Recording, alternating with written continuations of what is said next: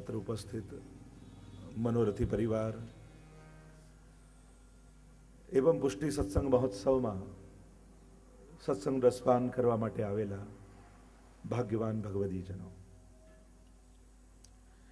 લગભગ 2 વર્ષ અગાઉ હસમુખભાઈ અને એમના પરિવારના વિનંતી કરવા આવેલા, પણ કહેવાય ને ભગવદ ઈચ્છા જ્યારે આપણી ઈચ્છામાં ભળે ત્યારે એ રૂડો અવસર આપણા આંગણે આવતો હોય છે. અને એક આ સુંદર અવસર શાહ પરિવારના આંગણે આવ્યો છે. અને આ પરિવાર તો એટલો આત્મીય ભાવે જોડાયેલો છે, જાણે અમારો જ પ્રસંગ હોય એવું જ લાગી રહ્યું છે. અને એટલે જ કદાચ એટલું ધ્યાન હું નથી આપી શક્યો, કારણ કે આપણો જ પ્રસંગ, કારણ કે એટલી વ્યસ્તતા હતી. ઘણી વાર મળવા આવે હસમુખભાઈ, એમના પરિવારના લોકો, પણ સતત બહારગામ રહેવાને કારણે પણ આપણા પરિવારનો જ પ્રસંગ છે, એવી ખુશી, એવો આનંદ થઈ રહ્યો છે. આ પરિવાર સાથે ઘણા સમયથી જોડાયેલા છીએ. બિરેનભાઈ જ્યારે સૌથી પ્રથમ ઓસ્ટ્રેલિયા જઈ રહ્યા હતા ત્યારે પૂજ્ય પિતૃચરણના આશીર્વાદ લેવા આવેલા, અને એ આશીર્વાદ ફળ્યા એમ કહી શકાય કે ત્યાં લૌકિક અને અલૌકિક બંને રીતે ભગવત કૃપા એમના પરિવાર પર ઉતરી. પ્રગતિ તો સાધી, પણ સાથે સાથે ઠાકોરજીને ભૂલ્યા નથી, છોડ્યા નથી. એમ કહું તો ચાલે કે અમારા મેલબર્ન હવેલીના મુખિયાજી છે કે ત્યાં બંનેને ભગવત સેવાનો અધિકાર પણ છે, અને ખૂબ જ ઉત્સાહથી વડીલોના જે સંસ્કાર, એમના માતા પિતાએ આપેલા એ સંસ્કાર એમને ફલિત થયા છે. અને ત્યાં બધી જ રીતે સેવાથી આખો પરિવાર જોડાયેલો છે. એટલે ઘણી વાર હું હસમુખભાઈને કહું, તમારી જોડે શાંતિથી અહીંયા નથી બેસાતું, પણ ત્યાં ઓસ્ટ્રેલિયા એમની જોડે બેસાય છે. પણ અહીંયા કારણ કે એટલી વ્યસ્તતા રહે, આવીએ જઈએ, પણ એક સુંદર અવસર જેની ઘણા સમયથી પ્રતીક્ષા કરી રહ્યા હતા એ આપણા આંગણે આવ્યો છે. એટલે આ 7 દિવસ ભાગવતજી ને અમે આ તમારા પરિવારના છીએ. એટલે આ 7 દિવસ માટે આ તમારો સમય છે. જો લૌકિક કરીએ એ તો બધું આપણા કર્મ પ્રમાણે થતું હોય, પણ અલૌકિક અવસર આવે ને એ ભગવત કૃપાનું પ્રમાણ હોય. એટલે આ 7 દિવસ ઠાકોરજી તમારા થયા છે એમ કહી શકાય. પેલું કહેતા ને કે રાજા ખૂબ દાન કરે એટલે બધા ખૂબ જ લેનારા એમની પાસે આવે. એટલે પ્રધાને ને રાજા કહેવા લાગે, પ્રધાને કહ્યું કે મહારાજ આ તમારા દિવસો છે, આટલા લોકો તમારી પાસે લેનારા આવે છે. ત્યારે રાજાએ કહ્યું કે જો આપનારા હોય તો લેનારા હોય જ ને, એમાં શું આશ્ચર્ય છે. પ્રધાને કહ્યું એવું નથી. સત્કર્મની ઈચ્છા હોય પણ સામે સત્કર્મ સ્વીકારનારા એ તો ભગવત કૃપા વગર સંભવ ન હોય. પેલો મહારાજ કે ના, તમે સારું કરનારા હોય તો સારું લેનારા હોય જ. ગોળ હોય ત્યાં માખી હોય જ. ત્યારે પ્રધાને કહ્યું એવું નથી. રાજા કહ્યું સાબિત કરીને બતાવો. અને રાતના સમય રાજાને બોલાવ્યા અને ગોળનો ડેફો મૂક્યો, એકે માખી ન દેખાઈ. જો મહારાજ તમે કોણ, ગોળ હોય તો માખી હોય જ, કે અહીંયા તો કોઈ માખી નથી દેખાતી. ત્યારે રાજાએ કહ્યું આ તો રાત છે, દિવસ હોય તો હોય ને. પ્રધાન કે એ જ તો તમને સમજાવું છું, તમારા દિવસો ચાલે છે એટલે લેનારા હોય છે. કેવલ ગોળ હોવાથી માખી હોઈ જાય જરૂરી નથી, આપણા દિવસો હોવા જોઈએ. તો સત્કર્મો જ્યારે ઠાકોરજી આપણા દિવસો લખે ને ત્યારે આપણા જીવનમાં આવતા હોય છે. તો આ 7 દિવસ ઠાકોરજી આમના દિવસો લખ્યા છે, એટલે આમના પરિવાર થકી આ દિવસો એમને મળ્યા છે. અને એ નિમિત્ત બને. જો સત્સંગ કોઈ વ્યક્તિગત નથી હોતો, સત્સંગ તો સર્વ માટે હોય છે. નિમિત્ત કોઈ એક પરીક્ષિત બને, પણ સુખદેવજી બોલતા હોય એ તો જે શ્રવણ કરવા આવતા હોય એ બધા માટે હોય. આ કઈ લૌકિક જેવું નથી કે ફટાકડો જે ફોડે એને જ આનંદ આવે. આ તો જે લોકો આમાં સહભાગી થાય, શ્રવણ કરવા માટે આવે. અને સત્સંગની સાર્થકતા ત્યારે કહેવાય કે સાંભળનારા દરેકને એમ લાગે કે આ અમારા માટે કહેવાય રહ્યું છે, ત્યારે એ સત્સંગ સફળ કહેવાય. સુખદેવજી કેવલ પરીક્ષિતને જ નિમિત્ત બનાવીને બોલે તો એ સીમિતતા છે, પણ ભાગવતજી હજારો વર્ષોથી કહેવાતા આવ્યા અને હજારો વર્ષ કહેવાશે લાખો ને કરોડો લોકોએ સાંભળ્યા હશે, પણ સાંભળનાર દરેકને એમ લાગે જાણે આ અમારા માટે કહેવાઈ રહ્યું છે. એ જ આ ગ્રંથની અલૌકિકતા છે. એમ જ આ 7 દિવસના જે લોકો સત્સંગના વિષયો સાંભળે છે ને, તો પોતાના બધા પ્રોગ્રામો ફેરવીને એમ થાય કે ના, એક દિવસ તો સત્સંગ સાંભળવા જવું જ છે. કોશિશ કરીએ 7 દિવસ સાંભળી. ભાગવતજીમાં એમ હોય કે એક દિવસની સાંભળી તો બીજા દિવસનું સાંભળી રહીશું, પણ અહીંયા તો એક દિવસનું ચૂક્યા એટલે ચૂક્યા, પછી એ વિષય પાછો નહીં આવે. રોજ નવો વિષય છે. એટલે બહુ સાવધાન રહેજો. એક દિવસ પણ ચૂક્યા તો એ ચૂક્યા જ છો તમે. તો અવસર બેર નહીં આવે, પુનઃ આ અવસર નહીં મળે.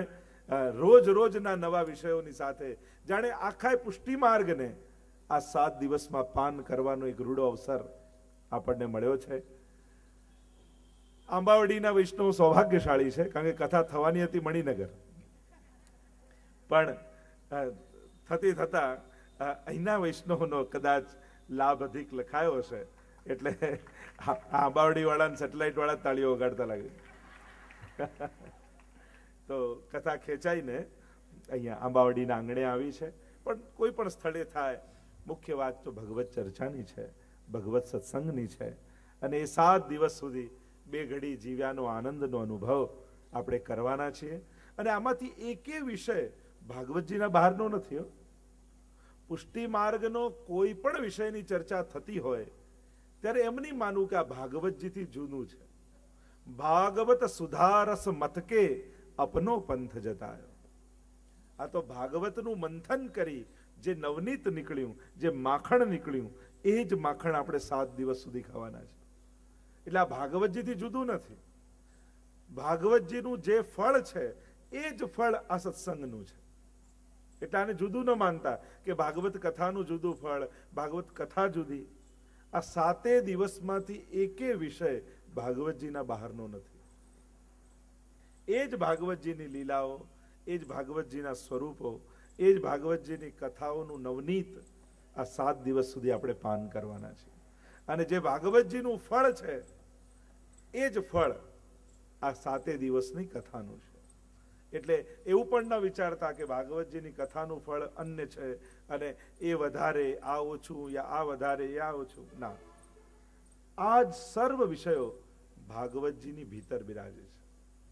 અને આપણા ભગવદીજનોએ, આપણા આચાર્યોએ આ ભાગવત સમુદ્રનું મંથન કરી, શ્રી ભાગવત સમુદ્ર મથન ક્ષમ, શ્રી મહાપ્રભુજીએ આ ભાગવત રૂપી રસ સમુદ્રનું મંથન કરી જે નવનીત આપણને આપ્યું છે, એ જ નવનીત પુષ્ટિ માર્ગ છે, એના વિષયો છે અને એના જ કીર્તનો, એના ગ્રંથો છે. એટલે એ જ ભાવથી અને એ જ મહાત્માથી તમે સાંભળજો જેમ તમે ભાગવતજીનું શ્રવણ કરો છો. આપણા આચાર્યોના અનુભવની વાણી આ ગ્રંથોમાં છે, આ કીર્તનોમાં છે. અને એટલે જ આપણે ત્યાં કોઈની કલ્પના ગાવા કરતા કોઈનો અનુભવ ગાવાની મહત્તા છે. કલ્પનામાં ગમે તેટલા ઉત્તમ શબ્દો કેમ ન હોય, ગમે તેટલા ઉત્તમ વિચારો કેમ ન હોય, પણ એ કલ્પના કરતા અનુભવની મહત્તા આપણે ત્યાં માનવામાં આવી છે. અને આ જે પણ વિષયો છે એ બધા અનુભવો છે. કલ્પના ગમે તેટલી ઉત્તમ હોય, પણ એ કલ્પના જેને આવી હોય એની જ હોય. અને અનુભવ ગમે તેટલો સાધારણ કેમ ન હોય, પણ એ અનુભવની મહત્તા એ છે કે એ કેવલ ગાનારનો જ અનુભવ ન હોય, પણ જે રચનારનો જ અનુભવ ન હોય, પણ જેણે રચ્યું છે અને એના પછી જે લોકો ગાય છે એનો પણ એ અનુભવ બની શકે એટલું સામર્થ્ય એમાં હોય છે. અષ્ટસખાની વાણી, હરિરાયજીની વાણી, એ કેવલ હરિરાયજીનો જ અનુભવ નહીં રહે, પણ જે ગાશે એનો પણ એ અનુભવ બની શકે એવું સામર્થ્ય લઈને આ વાણી બિરાજમાન છે. અને એટલા માટે આધુનિક કલ્પનાઓ કરતા પ્રાચીન આચાર્યો અને ભગવદીઓના અનુભવની એ મહત્તા છે. ભલે આટલા વર્ષો પૂર્વ હરિરાયજીએ આ નિત્ય લીલા લખી હશે, ગાઈ હશે, અનુભવી હશે, પણ જે પરમ સત્ય હોય ને એ કાલમાં બંધાયેલું ન હોય. કોઈ એમ કે ભાગવતજી તો આટલા હજારો વર્ષ પહેલા ગાયેલા, હવે શું? પણ એ સત્ય વાણી છે. અને સત્ય એને કહેવાય જ્યારે કાલની સાથે એની મહત્તા ઘટતી નથી, પણ દિન દિન વધે છે. એવી આની મહત્તા છે. તો પ્રાચીનતા એની કમજોરી નથી, એની મહત્તા છે. આપણે એમ કે તાજમહેલ આટલા વર્ષ જૂનો, તો એની કમજોરી આપણે નથી માનતા, એની મહત્તા માનીએ છીએ કે આટલો વર્ષ જૂનો છે તોય અત્યારે આવું છે. તો એક તો સાધારણ લૌકિક ઉદાહરણ છે, પણ આ જ્યારે અલૌકિક વાણીઓ છે, એને એની જૂનાપણું એની કમજોરી નથી, એની મહત્તા છે કે હજારો વર્ષ થયા છતાંય આજે પણ એ સમય પ્રમાણે સટીક છે. આજે પણ આપણા જીવનના પ્રશ્નોના સર્વ ઉકેલો આ ગ્રંથોમાં છે. આજે પણ આપણા ભાવનાના એ વધારનારા મહત્તા એની પ્રશસ્તિ, એના સાધનો એમાં ઉપયોગી છે. તો હરિરાયજી આટલા 300 વર્ષ પૂર્વ ગાયું હશે કદાચ, પણ એ વાણી સત્ય છે. આજે પણ એ ગાશો તો એ તમારો અનુભવ થશે. તો આજનો વિષય શીઘ્રતાથી પ્રવેશ કરું, અને વિષય ઘણો મોટો છે. આ અલૌકિકતાની વાણીની પ્રધાનતા જે હોય છે, મહત્તા જે હોય છે, કે મહાન આચાર્યોએ કરેલી નાની વાત પણ સમજાવતા સમજાવતા સમયો નીકળી જાય, વર્ષો નીકળી જાય, એટલી એમની વાણીમાં મહત્તા હોય છે.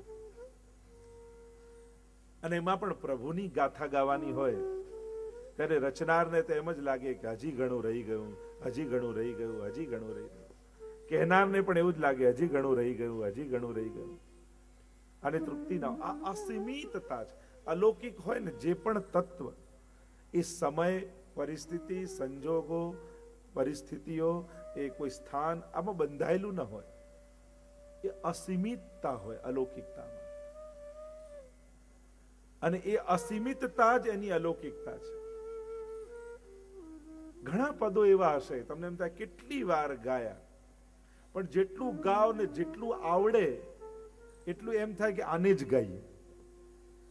લૌકિકતામાં શું હોય કે જે આવડી જાય પછી એમાંથી રસ ઉઠી જાય. તમને કીર્તન ગાવાનું કહું તો તમને જે આવડતું હોય એ જ ગાવાની ઈચ્છા થાય ને. કદાચ કીર્તનનો કાર્યક્રમ હોય ને અને તમને આવડતું કીર્તન ના આવે તો ચિઠ્ઠી લખીને મોકલાવો કે કીર્તન આ કીર્તન ગાઓ ને, કે આ તો રોજ ગાઉં છું, આ તો રોજ સાંભળો છો, છતાં એ જ સાંભળવાની ઈચ્છા થાય ને.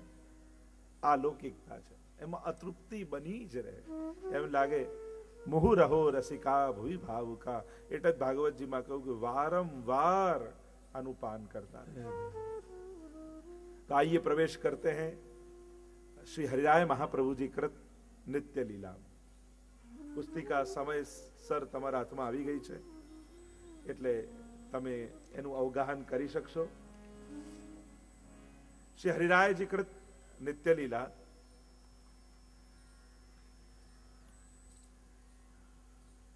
શ્રી હરિરાય મહાપ્રભુજી એવા એક મહાન આચાર્ય પુષ્ટિ માર્ગના કે એક તો શ્રી વલ્લભની આગળ મહાપ્રભુ શબ્દ લખાય છે અને બીજા શ્રી હરિરાયજીની પાછળ મહાપ્રભુ લખાય છે. એવા આચાર્ય કહી શકાય કે શ્રી મહાપ્રભુજીની વિદ્વત્તા, શ્રી ગુસાઈજીની રસમયતા, સાતે લાલજીઓના એ ઐશ્વર્ય, વીર્ય, યશસ્વી, જ્ઞાન, વૈરાગ્ય રૂપ એ ષડધર્મ, એ સર્વ કોઈ એક સ્વરૂપમાં બિરાજતા હોય તેવા શ્રી હરિરાય મહાપ્રભુજી છે. તમે એમના સંસ્કૃત ગ્રંથોમાં જુઓ તો એમની વિદ્વત્તાનું દર્શન થાય. તમે એમનો સેવાક્રમ, સેવા ભાવ, એમની કીર્તન સાહિત્ય આદિમાં જો રચનાઓને જુઓ તો ગુસાઈજીની રસમયતા પણ જોવા મળે. અને સાતે લાલજીઓના ઐશ્વર્ય, વીર્ય, યશસ્વી, જ્ઞાન, વૈરાગ્ય રૂપ આ ષડધર્મ અને ધર્મી આ સાતે તત્વો શ્રી હરિરાયજીમાં વિદ્યમાન છે. એવા શ્રી હરિરાય મહાપ્રભુ, હમણાં એમનો વિસ્તાર નહીં કરું એ સ્વરૂપ માટે, પણ શ્રી હરિરાય મહાપ્રભુજીની દેન જે પુષ્ટિ માર્ગમાં છે એવો કોણ દાતા હોઈ શકે? શ્રી વલ્લભ માટેના, શ્રી ઠાકોરજી માટેના, શ્રી યમુનાજી માટેના, સર્વ માટેના જે ગ્રંથો, કીર્તનો શ્રી હરિરાય મહાપ્રભુજી જે આપ્યા છે, સાક્ષાત ગોકુલનાથજીની જેમના ઉપર અનન્ય કૃપા રહી જે પરમ ફૂલનાથજીને રહ્યા એવા શ્રી હરિરાય મહાપ્રભુજીની આ રચના નિત્ય લીલા. જો આપણે ત્યાં સેવા ક્રમમાં બે પ્રકારના ક્રમ જોવા મળે છે, એક વર્ષોત્સવનો ક્રમ અને એક નિત્યનો ક્રમ. આ જે પદ્ય ગ્રંથ યા કીર્તન આપણે જોવા જઈશું એ નિત્ય લીલા છે એનું નામ. વર્ષોત્સવનો ક્રમ એને કહેવાય કે જે જન્માષ્ટમીથી, તમે સેવાક્રમની પુસ્તક ખોલો એટલે જન્માષ્ટમીથી સેવાક્રમનો પ્રારંભ થાય. પ્રભુ પ્રગટ થયા ત્યાંથી અને આખા વર્ષ દરમિયાન આવતા ઉત્સવો રહ્યો મોહે શ્રી વલ્લભ ગ્રહ ભાવે. અને વર્ષોત્સવમાં જે વર્ષ દરમિયાન આવતા સમગ્ર ઉત્સવોનો એક સેવાક્રમ હોય છે કે આ ઉત્સવનો ક્રમ કયો, આ ઉત્સવનો ક્રમ કયો, એમાં રાગ, ભોગ અને શ્રૃંગાર ત્રણેયનો ક્રમ આપણે ત્યાં હોય છે. ઉત્સવની વિશિષ્ટ સામગ્રીઓ હોય છે, ઉત્સવના વિશિષ્ટ કીર્તનો હોય છે અને ઉત્સવના વિશિષ્ટ શ્રૃંગાર હોય છે. તો એ છે વર્ષોત્સવનો ક્રમ. આજે આપણે જેનું દર્શન કરવાના છીએ એ નિત્યનો ક્રમ, નિત્ય લીલા. અને નિત્યનો ક્રમ ઠાકોરજી જાગે એનાથી શરૂ થાય, એના પહેલાથી, અને પોઢે એના પછી પૂરો થાય, જેને આપણે અષ્ટયામ સેવાક્રમ કહીએ છીએ. મંગલાથી લઈ શયન સુધીનો ક્રમ. નાથ દ્વારા જાઓ તો અષ્ટ સમયના જે દર્શન હવેલીઓમાં તમે કરો છો એ અષ્ટયામ સેવાનો ભાવના, સ્વરૂપ ભાવના અને લીલા ભાવના. તો ભાવ ભાવના, સેવા ભાવના અને લીલા ભાવના, આ ત્રણેયનું વર્ણન શ્રી હરિરાય મહાપ્રભુજીએ આ નિત્ય લીલામાં કર્યું છે. ક્રમ વિધિ આપણે સૌ કરતા હોઈએ છીએ, જાણતા હોઈએ છીએ. હું તો ઘણી વાર એટલે જ કહું, હવેલીમાં દર્શન કરવા જનારને હવેલીની અંદર નિજ મંદિરમાં શું ચાલે છે એનું પણ જ્ઞાન હોવું જોઈએ. આપણે દર્શન કરવા જઈએ ને બસ એક જ ધ્યાનમાં હોય કે બસ આ કિવાડ ક્યારે ખુલે, બીજું કોઈ ચિંતન નથી હોતું. પણ દર્શન કરવા જનારને અંદર શું ચાલી રહ્યું છે એનો ભાવ પણ ખબર હોવો જોઈએ. અંદર કઈ બધા બસ એક તાગ લગાવીને બેઠા નથી કે ક્યારે કિવાડ ખોલીએ. અંદરના ક્રમનો જ્ઞાન હોવું જોઈએ. એટલે કદાચ વહેલા પહોંચ્યા, તે વહેલા પહોંચ્યા એટલે ઘડિયાળ સામે જોઈ જ મોડું થયું, મોડું થયું, મોડું થયું, એ જ ચિંતન નહીં રાખવાનું. પણ અંદર ભોગ આવી રહ્યા હોય તે ભોગની લીલાની પણ ભાવના તમે કરી શકો, એ આજે તમને શીખવા મળશે. નહીં તો હલવે શું થાય, જયારે હવેલી પહોંચીએ એટલે બસ આપણી ઘડિયાળ જોઈએ, હવેલીની ઘડિયાળ જોઈએ, આપણી ઘડિયાળ જોઈએ, હવેલીની ઘડિયાળ જોઈએ, ક્યારે આટલા વાગે ને કિમાડ ખુલે. આ પુષ્ટિ માર્ગીય ભાવ નથી. જે ઘડીએ પહોંચ્યા એ ઘડીનો આનંદ લઈ શકો છો. બંધ કિવાડ છે એનો પણ આનંદ લઈ શકો છો કે કિવાડ ખુલે પછી જ આનંદ આવે. તો આ સમજવાનું છે. અષ્ટયામની ભાવના સમજશો એટલે દર્શનમાં મોડું થયું, હવે તમે પહોંચ્યા કદાચ 10 મિનિટ મોડું થયું અને તમારા માટે વહેલા કિમાડ ખુલી ગયા, એનો અર્થ એ થયો કે ભોગ તમારા માટે ઠાકોરજીને વહેલા સરાવી દીધા, એટલે તમારે કારણે ઠાકોરજીને આરોગવાનો ટાઈમ ઓછો પડ્યો. તો એમાં તમારે રાજી થવા જેવું છે કે દુઃખી થવા જેવું છે? ઘણા લોકો એમ કે અમારા માટે મુખિયાજી વહેલા દર્શન ખોલી દીધા, તેમાં કઈ રાજી થવા જેવું નથી. આપણે જઈએ છે તો પ્રભુને આનંદ આપીને આવીએ, એનું નામ વૈષ્ણવતા. પણ આપણે ગયા ને પ્રભુને આરોગવાનો ટાઈમ ઓછો પડ્યો તો એ દિવસે આપણી વૈષ્ણવતા ગઈ. ઉલટાનું એમ કેવું જોઈએ, ના અમારા માટે ઉતાવળ ન કરતા હો, અમે તો આ બેઠા. કદાચ એ દિવસે દર્શન ન થયા, દંડવત કરીને નીકળી ગયા તોય તમારી સેવા પહોંચી, પણ તમારે કારણે અંદર ઉતાવળ કરવી પડી તો આપણી વૈષ્ણવતા લાજે. એટલે આ જ સમજવાનું છે. અંદર ખાલી કોઈ એમને એમ નથી બેઠું રહેવું, અંદર આ અષ્ટયામનો ક્રમ ચાલે છે. એટલે આપણે જઈને એ ચિંતન કરવાનું કે હમણાં કઈ લીલા ચાલી રહી છે, હમણાં યશોદાજી વ્રજભક્તો પ્રભુને કઈ રીતે લાલ લડાવી રહ્યા છે. એટલે આપણે બહાર બેઠા નહીં રહેવાનું, મનથી ભાવથી કોઈ ગોપીની ભાવના કરી અને યશોદાજીની સાથે સેવામાં પહોંચી જવાનું. અને એ ભાવના શ્રી હરિરાય મહાપ્રભુજી આ નિત્ય લીલામાં આપણને શીખવાડશે. નિત્ય લીલા એટલે ડેલી રૂટીન ઠાકોરજીનું. સાધારણ શબ્દોમાં કહું તો મંગળાથી શયન એટલે શું? વ્રજમાં નંદાલયમાં ઠાકોરજીનું ડેલી રૂટીન. સવારે જાગે અને પોઢી જાય ત્યાં સુધી પ્રભુનો નિત્યક્રમ શું છે એનું વર્ણન આ નિત્ય લીલામાં છે. કેવળ ઠાકોરજી શું કરે છે એનું જ વર્ણન નથી, પણ યશોદાજી અને ગોપીજનો શું શું કરે છે, જગાવતા પહેલા એમના મનમાં કયો ભાવ છે અને પોઢાડ્યા પછી કયો ભાવ છે, આરોગાવતી વખતે શું ચિંતન છે, ઠાકોરજી વનમાં જાય ત્યારે એ લોકોના હૃદયમાં શું ભાવ છે. તો આ બંને ભાવ નિત્ય લીલામાં વર્ણન આવશે. નિત્યના બે અર્થ થાય. નિત્યનો એક અર્થ થાય ઇટરનલ, શાશ્વત. આ નિત્ય લીલાવાદ કહીને આ તો નિત્ય છે, બ્રહ્મ નિત્ય છે. વેદાંતના શબ્દોમાં કહું એટલે કે સત્ય છે, શાશ્વત છે. નિત્યનો એક અર્થ થાય શાશ્વત, કે આ પહેલાય હતું, આજે છે ને પછી રહેશે. તો નિત્ય લીલાનો એક અર્થ થાય શાશ્વત લીલા. એટલે એમ નહીં માનવું કે આટલા હજારો વર્ષ પૂર્વ યશોદાજીને ત્યાં ઠાકોરજી જાગતા, આરોગતા, પહોળતા, વનમાં પધારતા. ના, આ તો નિત્ય લીલાવાદ છે.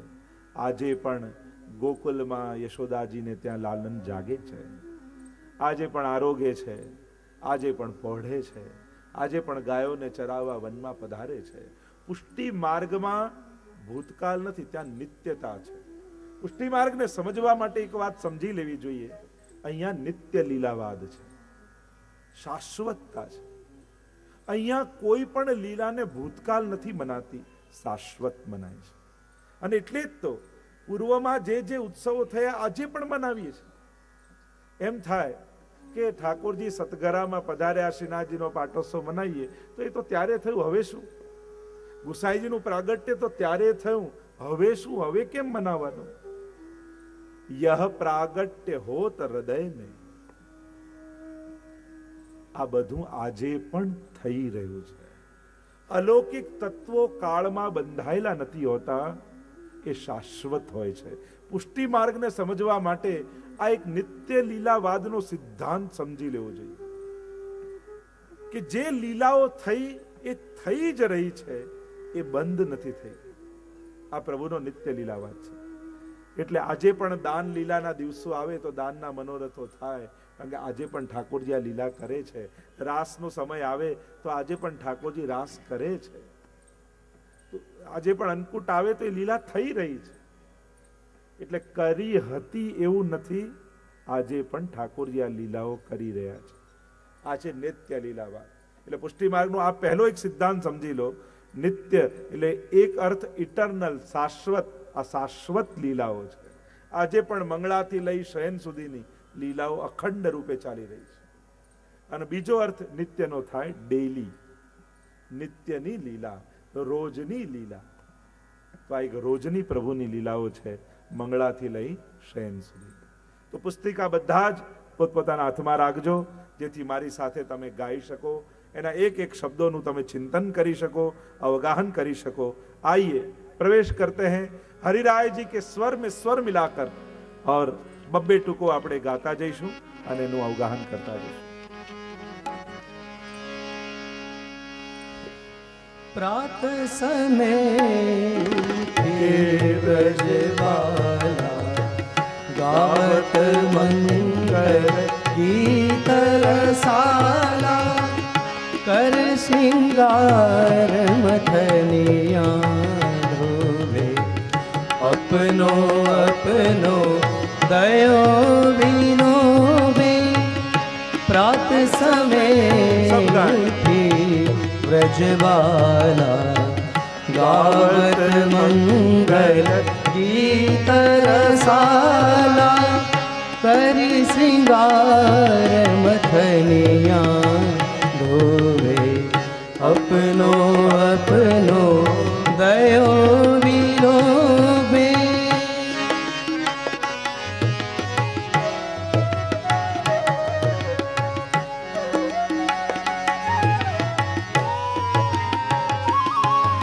प्रात समय उठी के ब्रजबाला गावत मंगल गीत रसाला कर श्रृंगार मथनिया धोवे अपनो अपनो दयो बिलो। જુઓ મંગળાના ક્રમમાં પ્રવેશ કરાવી રહ્યા છે, પણ ઠાકોરજી જાગે એના પૂર્વ વ્રજભક્તોની શું સ્થિતિ છે, યશોદાજીની શું સ્થિતિ છે, એનું વર્ણન હરિરાયજી કરે છે। એક બાત સમજ લીજીએ, મહાપ્રભુજીનું સનાતન સિદ્ધાંત છે કૃષ્ણ સેવા સદા કાર્ય। અને એક બીજી વાત પણ સમજી લો, સેવા એ વૈષ્ણવની કોઈ પ્રવૃત્તિ નથી, સેવા એ વૈષ્ણવની વૃત્તિનું નામ છે, મનની વૃત્તિનું નામ સેવા છે, પ્રવૃત્તિનું નામ સેવા નથી। પણ આ સેવામય પ્રવૃત્તિ એ વૈષ્ણવની સેવામય વૃત્તિને કારણે થાય છે। આપણે ત્યાં એ ભાવ છે કે પ્રત્યેક વૈષ્ણવ નિત્ય લીલામાંથી વિખૂટો પડેલો જીવ છે। ઠાકોરજી એને પોતાના શ્રીઅંગમાંથી પ્રગટ કર્યો છે શ્રીઅંગની સેવા માટે। એટલે સૌથી પહેલી વાત, આ નિત્ય લીલામાં વધારે આનંદ એને આવશે જેના ઘરે ઠાકોરજીની સેવા બિરાજે છે, અને જેને ત્યાં નથી બિરાજતી એને સાંભળીને એમ થશે કે હવે મારા ઘરે પણ સેવા બિરાજે। કારણ કે આવો આનંદ ઘરે ઘરે જ્યારે થઈ રહ્યો છે ત્યારે હું વંચિત કેમ રહી જાઉં। લોકો ડરેલા એટલા માટે હોય છે કે પછી નહીં સચવાય તો, અચ્છા લગ્ન કરતી વખતે વિચાર કરેલું નહીં બને તો, ત્યારે તો એમ થાય ને કે ના ના ખૂબ આનંદ કરીશું, પરિવાર સચવાશે, બધું થશે। તો લૌકિકમાં આટલા આશાવાન હો છો તો અલૌકિકમાં આવા નિરાશાવાદી કેમ આપણે બધા? આશાવાન બનીને, હું તો એમ માનું આ સાંભળીને કોઈ એકને પણ ભગવત સેવા પધરાવવાની ઈચ્છા થશે ને તો આમનું કથા રખાવું સફળ થઈ ગયું મને। અને હું ઈચ્છું જ છું કે જેને જેને ત્યાં સેવા ન હોય, આ સાંભળ્યા પછી ભલે 15 મિનિટ સેવા કરજો, ઠાકોરજીને પધરાવો તો ખરા, શરૂ તો કરો, ગભરાવો નહીં। ઠાકોરજી આપણા જીવનનો આનંદ છે, એ આપણા ઘરે દોષ જોવા નથી આવતા, અપરાધ જોવા નથી આવતા, એ તો આપણને આનંદ આપવા માટે ઘરે પધારે છે। એટલે આ સૌથી પહેલા સમજી લેવું જોઈએ, પ્રભુ મારા ઘરે મને આનંદ આપવા માટે પધારે છે। કેવો આનંદ? વ્રજભક્તો જેવો આનંદ, ગોપીજનો જેવો આનંદ, યશોદાજી જેવો આનંદ। અને જે આનંદને દુર્લભ કયો છે, મોટા મોટા ઋષિ મુનિઓ, દેવતાઓ, મોટા મોટા વિદ્વાનો, અરે સ્વયં ઉદ્ધવજી આવેલા અને ભગવાન ભગવાન ભગવાન કરતા આવ્યા અને ગયા ત્યારે કહે વંદે નંદ વજસ્ત્રીણામ પાદ રેણુમ અભિક્ષસ યાસામ હરિ કથોદ ગીતમ પુનાતિ ભુવનત્રયમ। ગોપીજનોનું વંદન કરતા કરતા ગયા છે। ધન્ય છે આ વ્રજાંગનાઓ। આવો આનંદ જેને જીવનમાં મળે, સ્વયં નારદજી ભક્તિ સૂત્રમાં કહ્યું છે યથા વ્રજ ગોપિકા નામ, ભક્તિ કેવી કરવી કે ગોપીજનો જેવી ભક્તિ કરવી। એવો આનંદ આપવા માટે ઠાકોરજી પધાર્યા છે, દોષ જોવા માટે નથી પધાર્યા। અને એટલા માટે ભય કાઢી પ્રભુ સાથે આનંદ કેમ માણી શકાય એનું ચિંતન કરો। તો સેવા એ વૈષ્ણવની વૃત્તિનું નામ છે, એની ચિત્તની વૃત્તિ સેવામય છે, અને એટલે વૈષ્ણવને સેવામાં આનંદ આવે છે। વૃત્તિ ન હોય ને કેવલ પ્રવૃત્તિ કરીએ ને તો થાકી જવાય, પણ જ્યારે મનની વૃત્તિ સેવા બની જાય ને ત્યારે જેટલું કરીએ એટલો આનંદ વધતો જાય। તમારી ગમતી જે તમારા મનની વૃત્તિ છે એવી પ્રવૃત્તિ કરો તો કેવો આનંદ આવે। એમ જ સેવા વૃત્તિ બનવી જોઈએ। ભગવત સેવા ઘરે પધરાવી, પુષ્ટાવવી, પુષ્ટાવીને આજ્ઞા લેવી। કોઈ મિશ્રી સૂકા મેવા ભોગની આજ્ઞા લે, કોઈ દૂધઘરની, કોઈ નાગરી ભોગની, કોઈ અંસકડીની, કોઈ સકડીની। અને આ બધી આજ્ઞાઓ પણ ખરેખર જોવા જાવ તો એટલા માટે જ છે કે આપણે એને પ્રગટ નથી જાણતા। એટલા માટે જે દિવસે પ્રભુને પ્રગટ જાણી લઈશું, સાક્ષાત પુરુષોત્તમ છે, નંદના લાલ છે, યશોદાજીના લાડીલા છે, મારા ઘરે મહાપ્રભુજી પધરાવ્યા છે, પછી આ બધી આજ્ઞાઓ પૂછવાનું જ નહીં રહે। પછી એમ તો થાય કે અરે મને નથી ચાલતું તો મારા લાલનને કેમ ચાલશે। પરંતુ દેશ કાલ અનુસાર સેવા ન છૂટી જાય એટલા માટે યથાશક્તિ તમે કરી શકો એના માટે આપણા આચાર્યોએ આજ્ઞાની વ્યવસ્થા કરી કે, કારણ કે બાકી 252-84 વૈષ્ણવમાં તમે જોશો તો ક્યાંય તમને એમ નહીં મળે કે કોઈ વૈષ્ણવે મિશ્રી ભોગની આજ્ઞા લીધી હોય કે આ નહીં ધરવું તો ચાલશે, આ ધરવું તો ચાલશે, એવું ક્યાંય નહીં। ઘણા લોકો પૂછે ફરાળમાં શું ખવાય, એકાદશીમાં શું ખવાય? તો ઉપવાસમાં શું ખવાય? આવો કોઈ પ્રશ્ન પૂછાય? ન ખાવાનું હોય એને જ ઉપવાસ કહેવાય. પણ સાવ છોડી ન દે એટલા માટે આપણે ત્યાં વ્યવસ્થા કરવામાં આવી. બાકી એમ જોવા જાવ તો ટેકનિકલી આ પ્રશ્ન કેવો હોય કે ઉપવાસમાં શું ખાવાનું? અરે ઉપવાસ જ છે તો ખાવાનું શું હોય?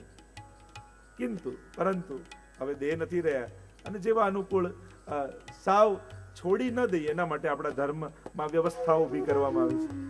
અને એટલા માટે પ્રભુ દરેકના ઘરે બિરાજે. ઘણા કે ભાવ થશે ને પછી પધરાવીશું. અરે ના થયો તો આખી જિંદગી નકામી જશે. પધરાવી લો તો ભાવ આપમેળે થશે. ખોળામાં લઈએ, સેવા કરીએ, સ્નાન કરાવીએ, ભોગ ધરીએ, આપમેળે ભાવ થવા લાગે. પણ એવી રાહમાં બેઠા રહીને કે ભાવ થાય પછી કરીશું તો આખી જિંદગી એમાં જ જતી રહેશે. એટલે હું તો ઘણી વાર કહું કે લવ મેરેજ ના થાય તો એરેન્જ મેરેજ કરી લેવાના પ્રભુ સાથે. કોઈ કે પ્રેમ થાય પછી સાથે તો ના થાય તો એરેન્જ કરી લો, સાથે રહેતા રહેતા પ્રેમ થઈ જશે. એટલે શરૂ કરો. મૂળ વાત છે શરૂ કરવાની. 15 મિનિટ જગાડી મિશ્રી ભોગ ધરી, ગુંજામાળા ધરી, એક મોર ચંદ્રિકા ધરવી, શરૂ કરો તો ખરા. પછી તમને જ એમ થશે કે હવે ધીમે ધીમે આગળ વધારીએ. પણ શરૂઆત મહત્વની હોય છે. નાનાને પણ નાનું નહીં માને. ઘણા ઓહો મિશ્રી ભોગ ધરવાથી શું થાય, સકડી ધરો, નામ કરો તો કંઈ થાય. તો મોટું વિચારીને લોકો નાનું નાનું મૂકી દે. એવું નહીં કરે.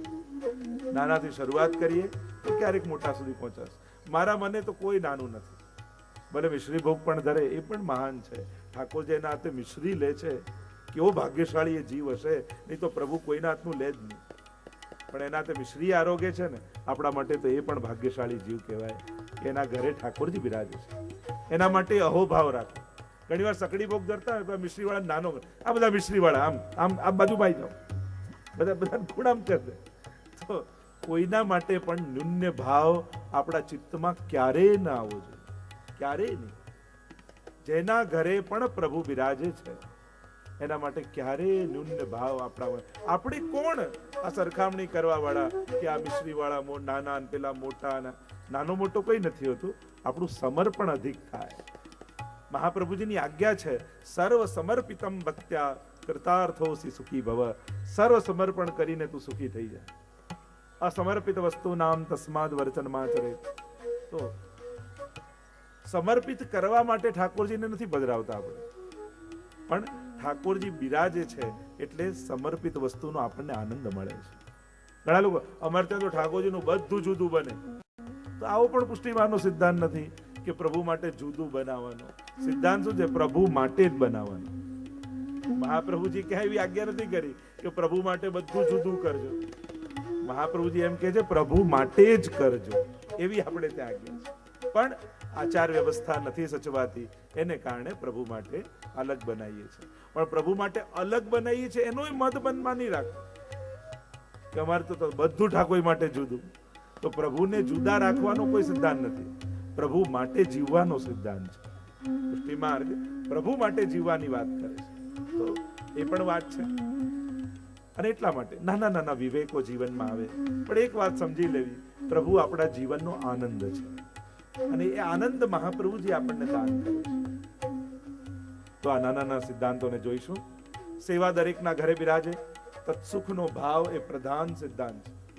હમણાં જ એકના ઘરે ગયો, ઉદય નાથ દ્વારા કથા હતી ને એકના ઘરે પધરામણી હતી.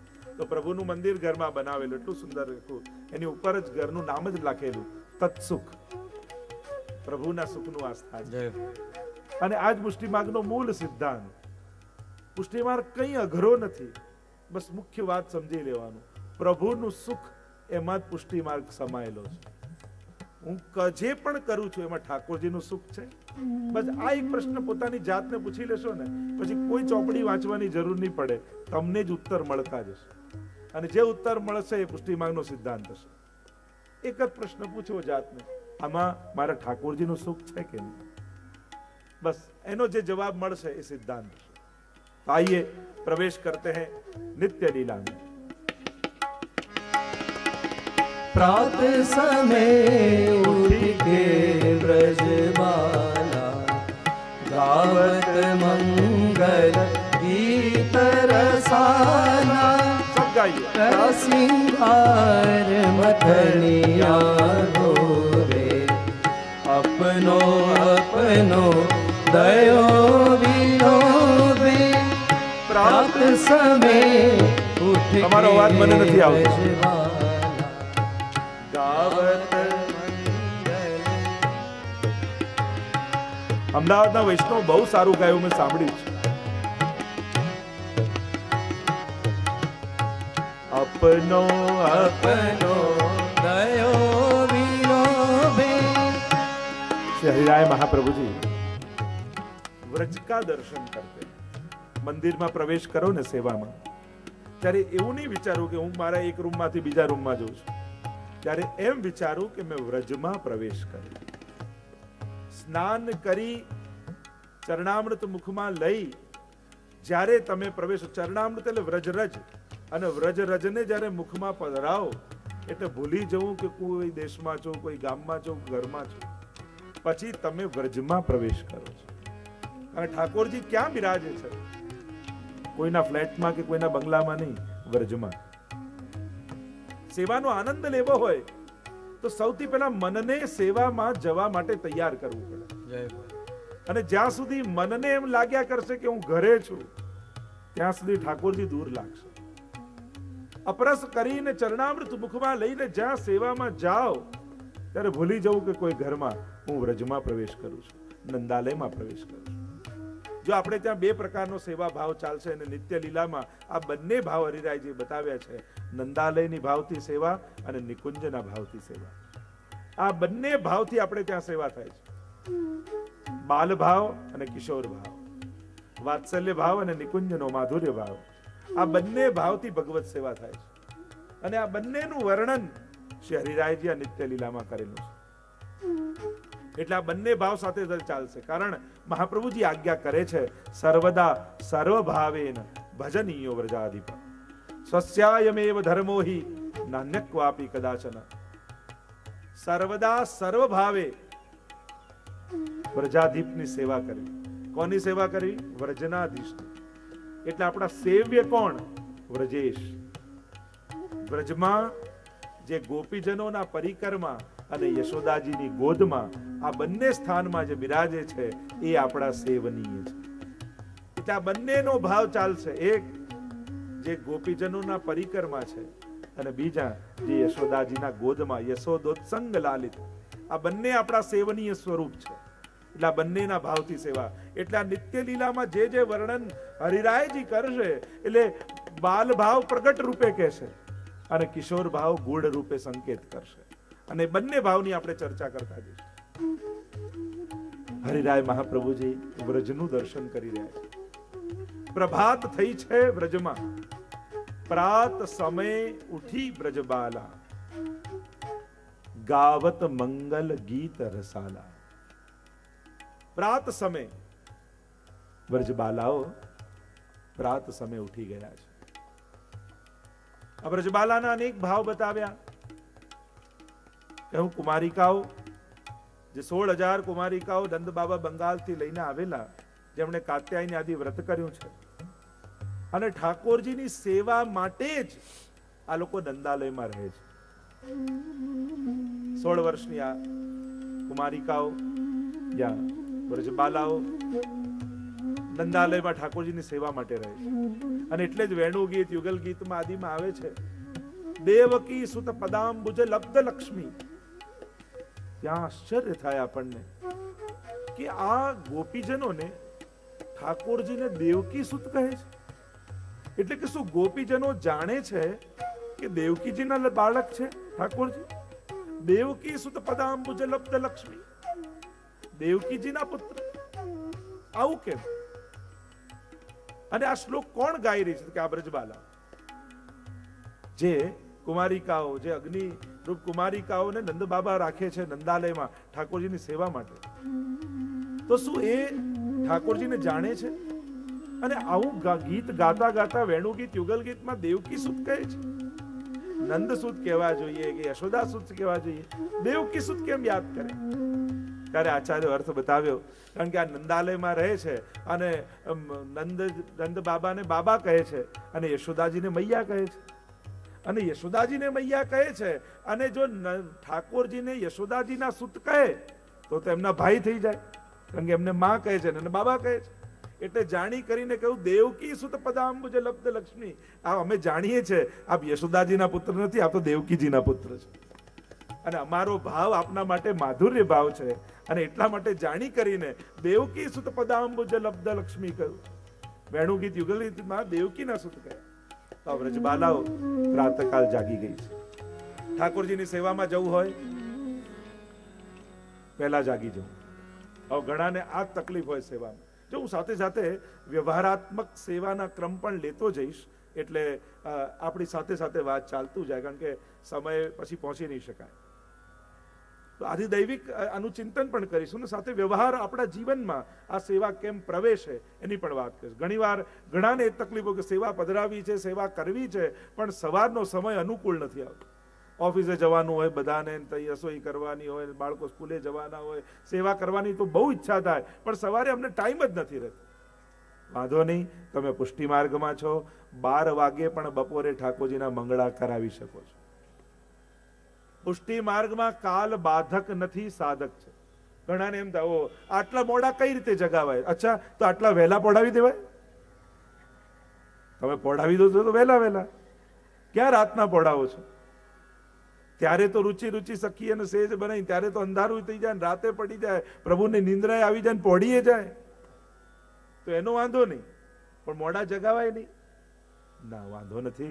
પુષ્ટિ માર્ગમાં કાલ સેવક બની ઠાકોરજીની સેવા કરવા આવે છે.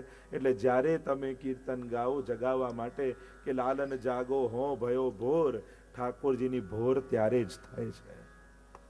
કારણ તમને આધીન કરી, તમને વશ કરી ઠાકોરજી પધરાવ્યા છે મહાપ્રભુજી. અને એટલા માટે સેવા જેને કરવી જ છે, અને એમ થાય કે સવારે નથી પહોંચાતું, વાંધો નહીં, બધા ઓફિસે જતા રહે, સ્કૂલે જતા રહે, ત્યારે પણ ઠાકોરજીને જગાવીને મંગળા કરાવી શકો, કારણ કે ત્યારે તમને કોઈ ડિસ્ટર્બ નહીં કરે. હવે ફાવશે? તો પુષ્ટિ માર્ગમાં મહાપ્રભુ, જો આપણે ત્યાં તો એવા વૈષ્ણવને મેં સેવા કરતા જોયા છે કે ઘરમાં બધા પ્રતિકૂળ, શું બધા વિરોધી હોય ઠાકોરજીના, અને આ બેનને સેવા કરવી હોય, પોતાના કબાટમાં લાલનને છુપાવીને રાખે, ઘરના બધા જતા રહે ત્યારે લાલનને બહાર કાઢી સેવા કરાવીને પોડાવે. ત્યાં સુધી અમે જોયેલું છે. એટલે જેને કરવું જ છે એ કરે જ છે, જેને નથી કરવું એને બધી અનુકૂળતા થઈ જાય પણ એ નથી જ કરી શકતા. અને એટલા માટે કરવાની તત્પરતા. હું તો ઘણી વાર એટલે જ કહું કે જે જીવન જેણે આખું આપ્યું, દિવસમાં 24 કલાક જે આપણને આપે છે, એના માટે 15 મિનિટ પણ આપણે ફાળવી શકતા નથી. આપણી જાતને આપણે વૈષ્ણવ કેમ કહીશું? જે 2 ટંક પેટ ભરીને જમાડે છે, એના ઘરમાં, એના માટે આપણા ઘરમાં 2 કટોરી ભરીને મિશ્રી આપણે ન ધરી શકીએ, આપણી જાતને વૈષ્ણવ કેમ કહીશું? વિચાર તો કરો. કોઈ થોડું વસ્તુ આપે આપણને તો આખી જ્યારે મળે થેન્ક યુ કર્યા કરી, અને કોઈ મદદ કરી હોય.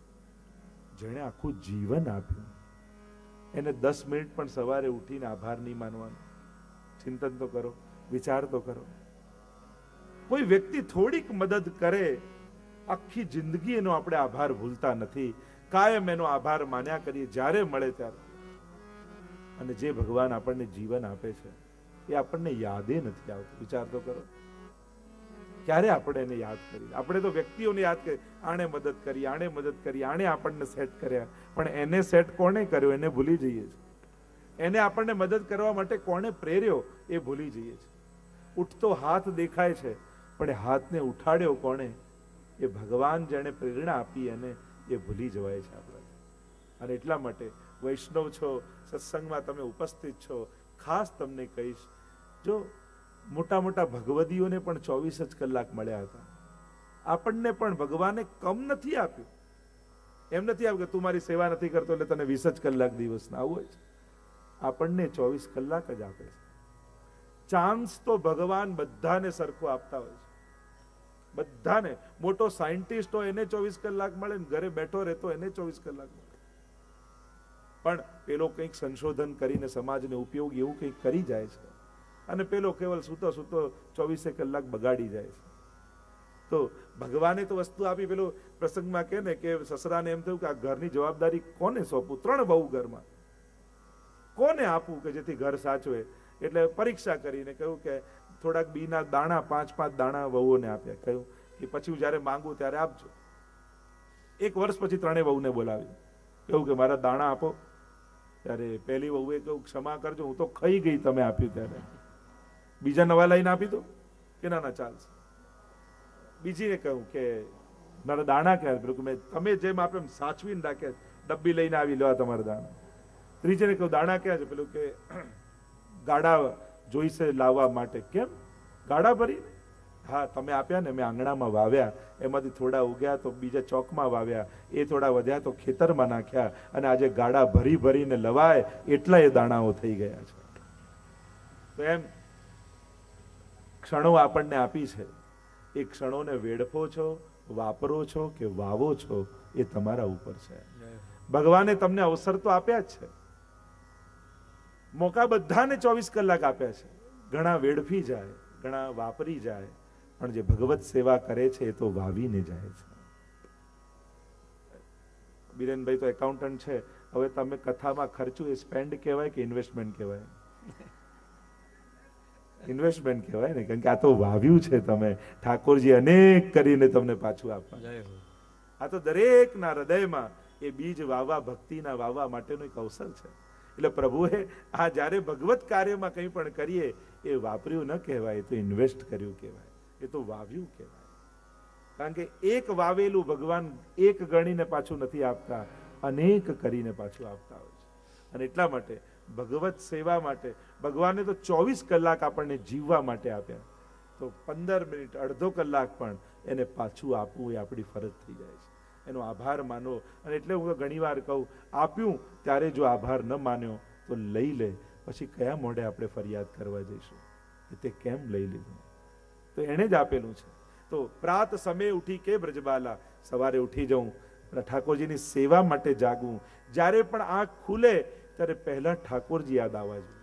અને વૈષ્ણવ જેના ઘરે સેવા બિરાજતી હોય એ તો સુએ તો એના મનમાં ચિંતન એ જો કાલે આ ઉત્સવ આવે છે, આજે કાલની ક્રમની આ સામગ્રી છે, વહેલા ઉઠી જઈશ, પ્રભુ માટે પહેલા સામગ્રી સિદ્ધ કરી લઈશ, આમ કરી લઈશ. આમ પ્રભુનું ચિંતન કરતા સુએ ને, એનું સુઈ જવું પણ સેવા જ છે. એટલા ઉત્તમ શબ્દો કેમ ન હોય, ગમે તેટલા ઉત્તમ વિચારો કેમ ન હોય, પણ એ કલ્પના કરતા અનુભવની મહત્તા આપણે ત્યાં માનવામાં આવી છે. અને આ જે પણ વિષયો છે એ બધા અનુભવો છે. કલ્પના ગમે તેટલી ઉત્તમ હોય, પણ એ કલ્પના જેને આવી હોય એની જ હોય. અને અનુભવ ગમે તેટલો સાધારણ કેમ ન હોય, પણ એ અનુભવની મહત્તા એ છે કે એ કેવલ ગાનારનો જ અનુભવ ન હોય, પણ જે રચનારનો જ અનુભવ ન હોય, પણ જેણે રચ્યું છે અને એના પછી જે લોકો ગાય છે એનો પણ એ અનુભવ બની શકે એટલું સામર્થ્ય એમાં હોય છે. અષ્ટસખાની વાણી, હરિરાયજીની વાણી, એ કેવલ હરિરાયજીનો જ અનુભવ નહીં રહે, પણ જે ગાશે એનો પણ એ અનુભવ બની શકે એવું સામર્થ્ય લઈને આ વાણી બિરાજમાન છે. અને એટલા માટે આધુનિક કલ્પનાઓ કરતા પ્રાચીન આચાર્યો ને ભગવદીઓના અનુભવની એ મહત્તા છે. ભલે આટલા વર્ષો પૂર્વ હરિરાયજીએ આ નિત્ય લીલા લખી હશે, ગાઈ હશે, અનુભવી હશે, પણ જે પરમ સત્ય હોય ને એ કાલમાં બંધાયેલું ન હોય. કોઈ એમ કે ભાગવતજી તો આટલા હજારો વર્ષ પહેલા ગાયેલા, હવે શું? પણ એ સત્ય વાણી છે. અને સત્ય એને કહેવાય જ્યારે કાલની સાથે એની મહત્તા ઘટતી નથી, પણ દિન દિન વધે છે. એવી આની મહત્તા છે. તો પ્રાચીનતા એની કમજોરી નથી, એની મહત્તા છે. આપણે એમ કે તાજમહેલ આટલા વર્ષ જૂનો, તો એની કમજોરી આપણે નથી માનતા, એની મહત્તા માનીએ છીએ કે આટલો વર્ષ જૂનો છે તોય અત્યારે આવું છે. તો એક તો સાધારણ લૌકિક ઉદાહરણ છે, પણ આ જ્યારે અલૌકિક વાણીઓ છે એને એની જૂનાપણું એની કમજોરી નથી, એની મહત્તા છે કે હજારો વર્ષ થયા છતાંય આજે પણ એ સમય પ્રમાણે સટીક છે. આજે પણ આપણા જીવનના પ્રશ્નોના સર્વ ઉકેલો આ ગ્રંથોમાં છે.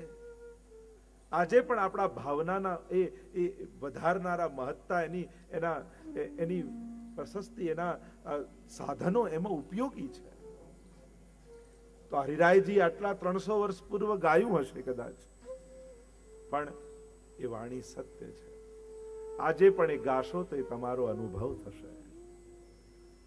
તો આજનો વિષય શીઘ્રતાથી પ્રવેશ કરું, કારણ કે વિષય ઘણો મોટો છે.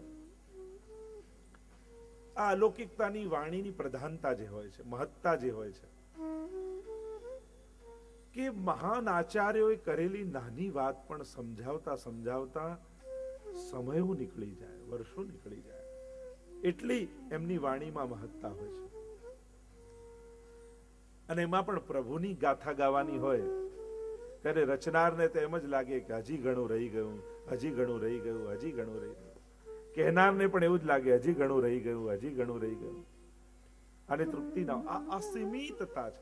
અલૌકિક હોય ને જે પણ તત્વ, એ સમય, પરિસ્થિતિ, સંજોગો, પરિસ્થિતિઓ, એ કોઈ સ્થાન આમાં બંધાયેલું ન હોય. એ અસીમિતતા હોય અલૌકિકતામાં. અને એ અસીમિતતા જ એની અલૌકિકતા છે. ઘણા પદો એવા હશે, તમને એમ થાય કેટલી વાર ગાયા, પણ જેટલું ગાવ ને જેટલું આવડે એટલું એમ થાય કે આને જ ગાઈએ. લૌકિકતામાં શું હોય કે જે આવડી જાય પછી એમાંથી રસ ઉઠી જાય. તમને કીર્તન ગાવાનું કહું તો તમને જે આવડતું હોય એ જ ગાવાની ઈચ્છા થાય ને. કદાચ કીર્તનનો કાર્યક્રમ હોય ને અને તમને આવડતું કીર્તન ના આવે તો ચિઠ્ઠી લખીને મોકલાવો કે કીર્તન આ કીર્તન ગાવ ને, કે આ તો રોજ ગાવ છો, આ તો રોજ સાંભળો છો, છતાં એ જ સાંભળવાની ઈચ્છા થાય ને. આ લૌકિકતા છે, એમાં અતૃપ્તિ બની જ રહે. એમ લાગે મુહુ રહો રસિકા ભુવિ ભાવુકા. એટલે જ ભાગવતજીમાં કહ્યું કે વારંવાર આનું પાન કરતા રહે. तो आइए प्रवेश करते हैं श्री हरिराय महाप्रभु जी कृत नित्य लीला. પુસ્તિકા સમયસર તમારા હાથમાં આવી ગઈ છે, એટલે તમે એનું અવગાહન કરી શકશો. શ્રી હરિરાયજી કૃત નિત્ય લીલા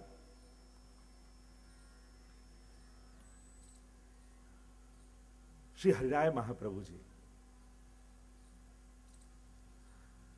એવા એક મહાન આચાર્ય પુષ્ટિ માર્ગના, કે એક તો શ્રી વલ્લભની આગળ મહાપ્રભુ શબ્દ લખાય છે અને બીજા શ્રી હરિરાયજીની પાછળ મહાપ્રભુ લખાય છે. એવા આચાર્ય કહી શકાય કે શ્રી મહાપ્રભુજીની વિદ્વત્તા, શ્રી ગુસાઈજીની રસમયતા, સાતે લાલજીઓના એ ઐશ્વર્ય, વીર્ય, યશસ્વી, જ્ઞાન, વૈરાગ્ય રૂપ એ ષડધર્મ, એ સર્વ કોઈ એક સ્વરૂપમાં બિરાજતા હોય તેવા શ્રી હરિરાય મહાપ્રભુજી છે. તમે એમના સંસ્કૃત ગ્રંથોમાં જુઓ તો એમની વિદ્વત્તાનું દર્શન થાય. તમે એમનો સેવાક્રમ, સેવા ભાવ, એમની કીર્તન સાહિત્ય આદિમાં જો રચનાઓને જુઓ તો ગુસાઈજીની રસમયતા પણ જોવા મળે. અને સાતે લાલજીઓના ઐશ્વર્ય, વીર, યશસ્વી, જ્ઞાન, વૈરાગ્ય રૂપ આ ષડધર્મ અને ધર્મી આ સાતે તત્વો શ્રી હરિરાયજીમાં વિદ્યમાન છે. એવા શ્રી હરિરાય મહાપ્રભુ, હમણાં એમનો વિસ્તાર નહીં કરું એ સ્વરૂપ માટે, પણ શ્રી હરિરાય મહાપ્રભુજીની દેન જે પુષ્ટિ માર્ગમાં છે એવો કોણ દાતા હોઈ શકે? શ્રી વલ્લભ માટેના, શ્રી ઠાકોરજી માટેના, શ્રી યમુનાજી માટેના, સર્વ માટેના જે ગ્રંથો, કીર્તનો શ્રી હરિરાય મહાપ્રભુજી જે આપ્યા છે, સાક્ષાત ગોકુલનાથજીની જેમના ઉપર અનન્ય કૃપા રહી, જે પરમ ગોકુલનાથજીને રહ્યા, એવા શ્રી હરિરાય મહાપ્રભુજીની આ રચના નિત્ય લીલા. જો આપણે ત્યાં સેવાક્રમમાં બે પ્રકારના ક્રમ જોવા મળે છે, એક વર્ષોત્સવનો ક્રમ અને એક નિત્યનો ક્રમ. આ જે પદ્ય ગ્રંથ યા કીર્તન આપણે જોવા જઈશું એ નિત્ય લીલા છે એનું નામ. વર્ષોત્સવનો ક્રમ એને કહેવાય કે જે જન્માષ્ટમીથી, તમે સેવાક્રમની પુસ્તક ખોલો એટલે જન્માષ્ટમીથી સેવાક્રમનો પ્રારંભ થાય.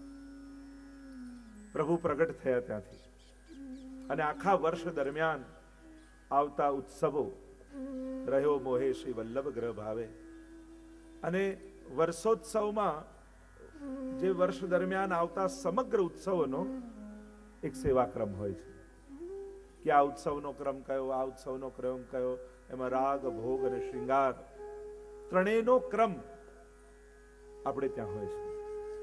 ઉત્સવની વિશિષ્ટ સામગ્રીઓ હોય છે, ઉત્સવના વિશિષ્ટ કીર્તનો હોય છે અને ઉત્સવના વિશિષ્ટ શ્રૃંગાર હોય છે. તો એ છે વર્ષોત્સવનો ક્રમ. આજે આપણે જેનું દર્શન કરવાના છીએ એ નિત્યનો ક્રમ, નિત્ય લીલા. અને નિત્યનો ક્રમ ઠાકોરજી જાગે એનાથી શરૂ થાય, એના પહેલાથી, અને પોઢે એના પછી પૂરો થાય, જેને આપણે અષ્ટયામ સેવાક્રમ કહીએ છીએ. મંગલાથી લઈ શયન સુધીનો ક્રમ. નાથ દ્વારા જાઓ તો અષ્ટ સમયના જે દર્શન હવેલીઓમાં તમે કરો છો એ અષ્ટયામ સેવાનો ભાવના, સ્વરૂપ ભાવના અને લીલા ભાવના. તો ભાવ ભાવના, સેવા ભાવના અને લીલા ભાવના, આ ત્રણેયનું વર્ણન શ્રી હરિરાય મહાપ્રભુજીએ આ નિત્ય લીલામાં કર્યું છે. કરું છું એમાં ઠાકોરજીનું સુખ છે. બસ આ એક પ્રશ્ન પોતાની જાતને પૂછી લેશો ને, પછી કોઈ ચોપડી વાંચવાની જરૂર નહીં પડે, તમને જ ઉત્તર મળતા જશે. અને જે ઉત્તર મળશે એ પુષ્ટિમાર્ગનો સિદ્ધાંત હશે. એક જ પ્રશ્ન પૂછો જાતને, આમાં મારા ઠાકોરજીનું સુખ છે કે નહીં? બસ એનો જે જવાબ મળશે એ સિદ્ધાંત હશે. તો આइए प्रवेश करते हैं नित्य लीला में. प्रात समय उठ के ब्रजबाला गावत मंगल गीत रसाना. सब गाइए. सिंगार मथनिया धोवे अपनो अपनो दयो विलोवे. प्रात समय उठ તમારો અવાજ મને નથી આવતો.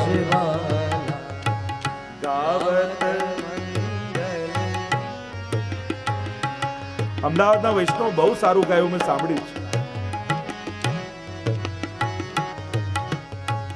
અપનો अपनो दयो विलोभे. श्री हरिराय महाप्रभुजी व्रज का दर्शन करते. મંદિરમાં પ્રવેશ કરો ને સેવામાં, ત્યારે એવું નહીં વિચારું કે હું મારા એક રૂમમાંથી બીજા રૂમમાં જઉં છું. ત્યારે એમ વિચારું કે મેં વ્રજમાં પ્રવેશ કર્યો.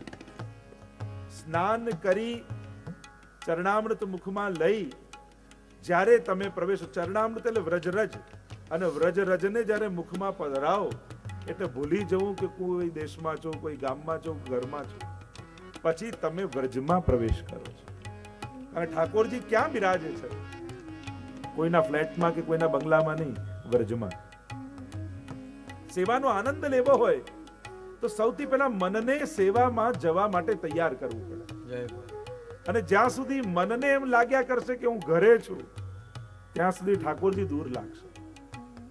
અપરસ કરીને ચરણામૃત મુખમાં લઈને જ્યાં સેવામાં જાઓ ત્યારે ભૂલી જવું કે કોઈ ઘરમાં, હું વ્રજમાં પ્રવેશ કરું છું, નંદાલયમાં પ્રવેશ કરું છું. જો આપણે ત્યાં બે પ્રકારનો સેવા ભાવ ચાલશે, અને નિત્ય લીલામાં આ બંને ભાવ હરિરાયજી બતાવ્યા છે. નંદાલયની ભાવથી સેવા અને નિકુંજના ભાવથી સેવા. આ બંને ભાવથી આપણે ત્યાં સેવા થાય છે. બાલ ભાવ અને કિશોર ભાવ, વાત્સલ્ય ભાવ અને નિકુંજનો માધુર્ય ભાવ, આ બંને ભાવથી ભગવત સેવા થાય છે. અને આ બંનેનું વર્ણન શ્રી હરિરાયજી આ નિત્ય લીલામાં કરેલું છે. એટલે આ બંને ભાવ સાથે ચાલશે. કારણ મહાપ્રભુજી આજ્ઞા કરે છે, સર્વદા સર્વભાવેન ભજનીયો વ્રજાધિપ સ્વસ્યાયમેવ ધર્મો હિ નાન્યક્વાપી કદાચન.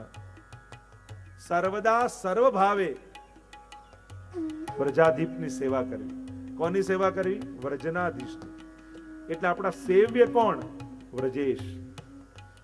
વ્રજમાં જે ગોપીજનોના પરિકરમાં અને યશોદાજીની ગોદમાં આ બંને સ્થાનમાં જે બિરાજે છે એ આપણા સેવનીય છે.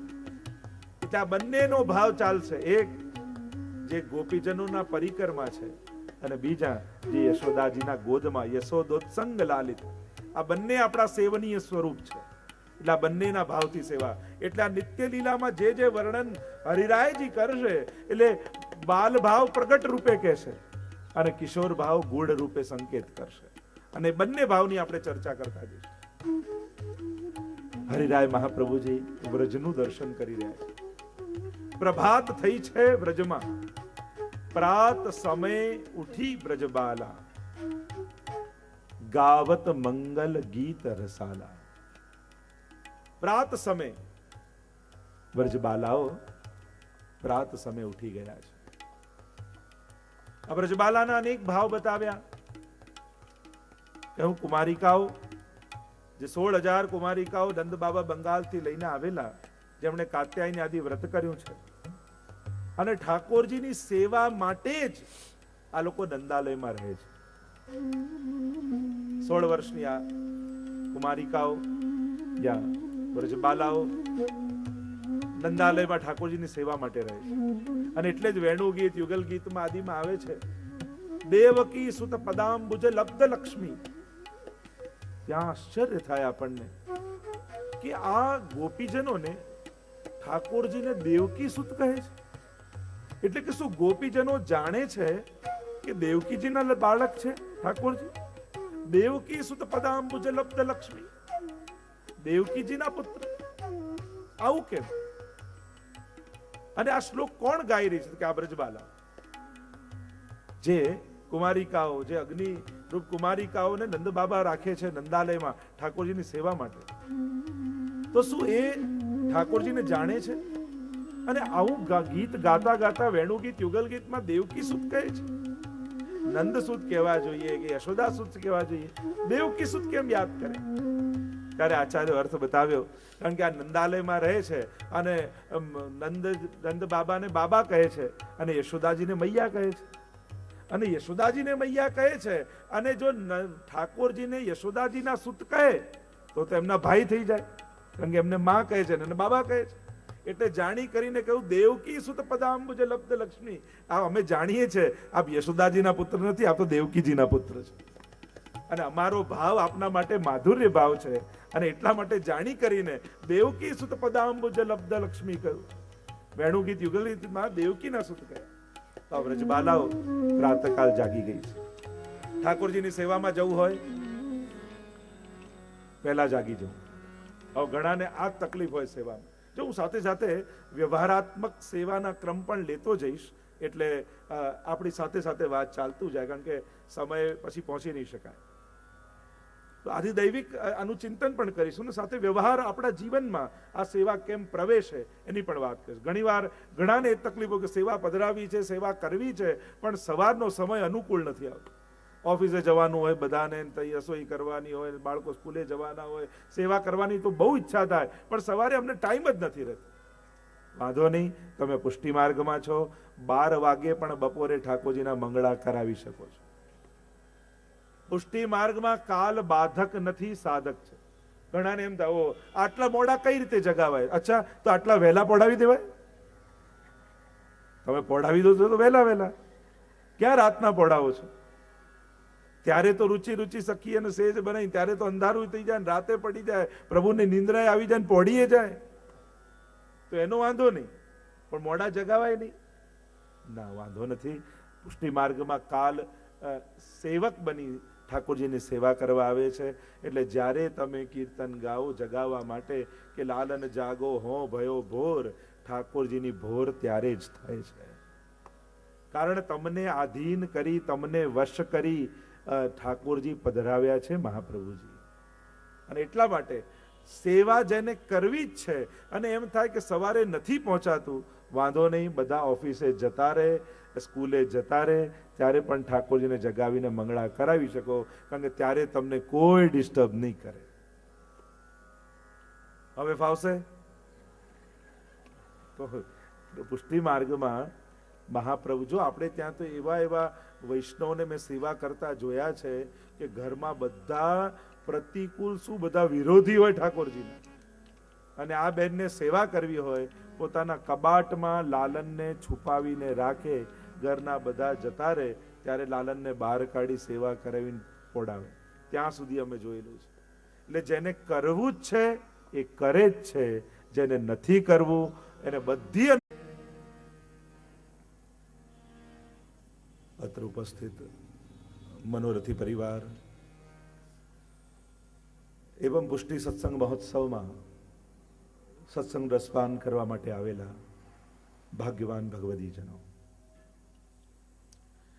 લગભગ 2 વર્ષ અગાઉ હસમુખભાઈ અને એમના પરિવારના વિનંતી કરવા આવેલા, પણ કહેવાય ને ભગવદ ઈચ્છા જ્યારે આપણી ઈચ્છામાં ભળે ત્યારે એ રૂડો અવસર આપણા આંગણે આવતો હોય છે. અને એક આ સુંદર અવસર શાહ પરિવારના આંગણે આવ્યો છે.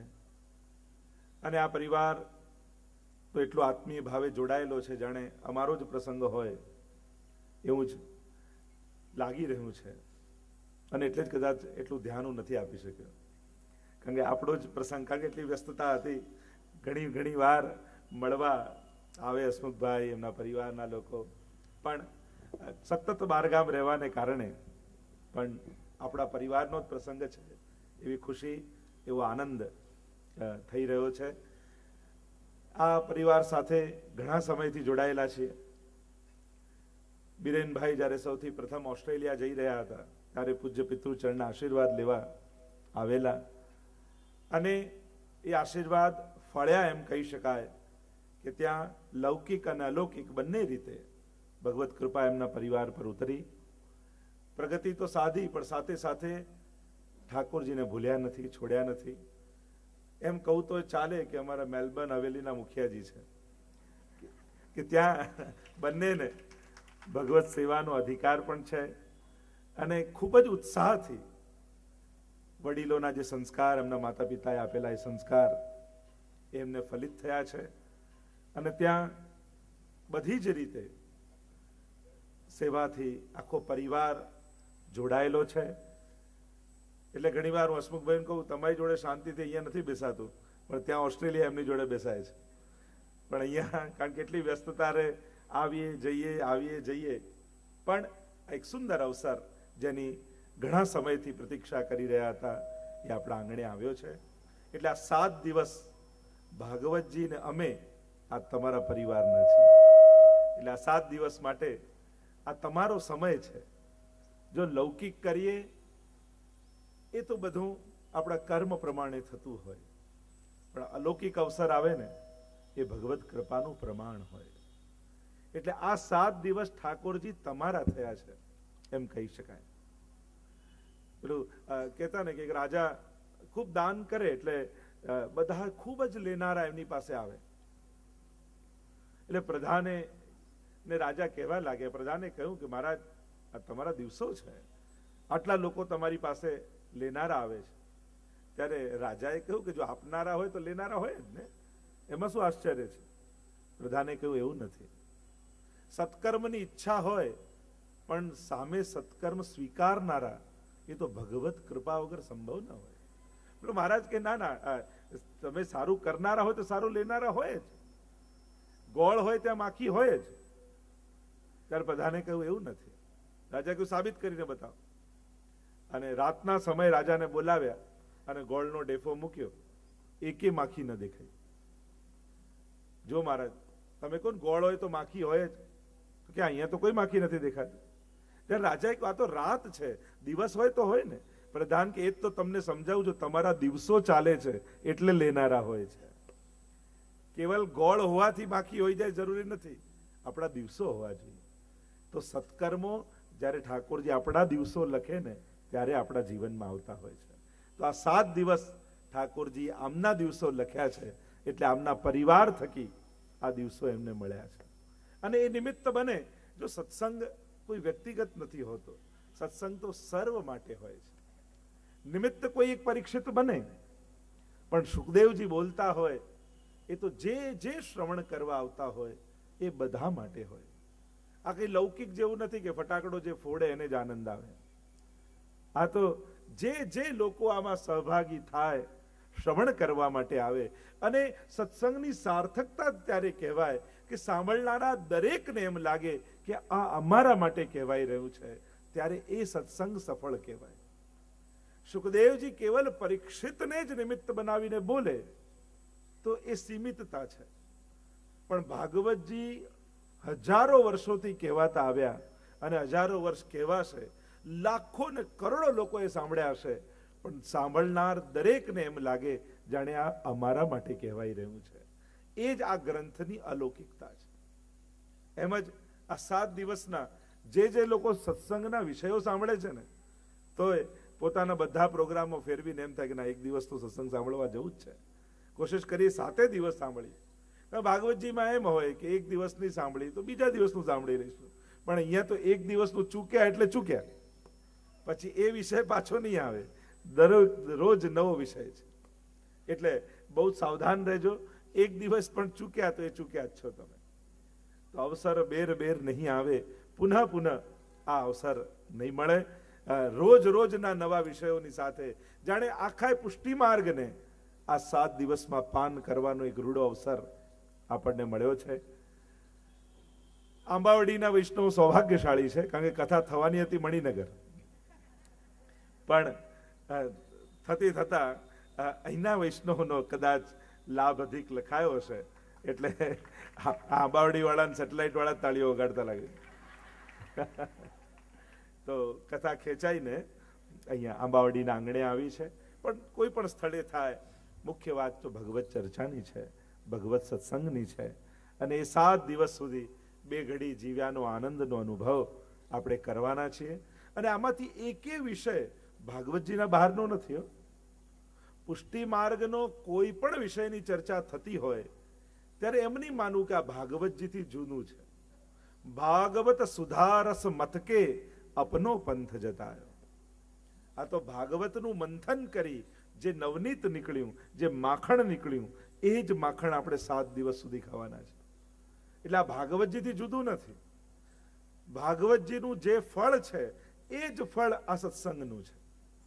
એટલે આને જુદું ન માનતા કે ભાગવત કથાનું જુદું ફળ, ભાગવત કથા જુદી. આ 7 દિવસમાંથી એકે વિષય ભાગવતજીના બહારનો નથી.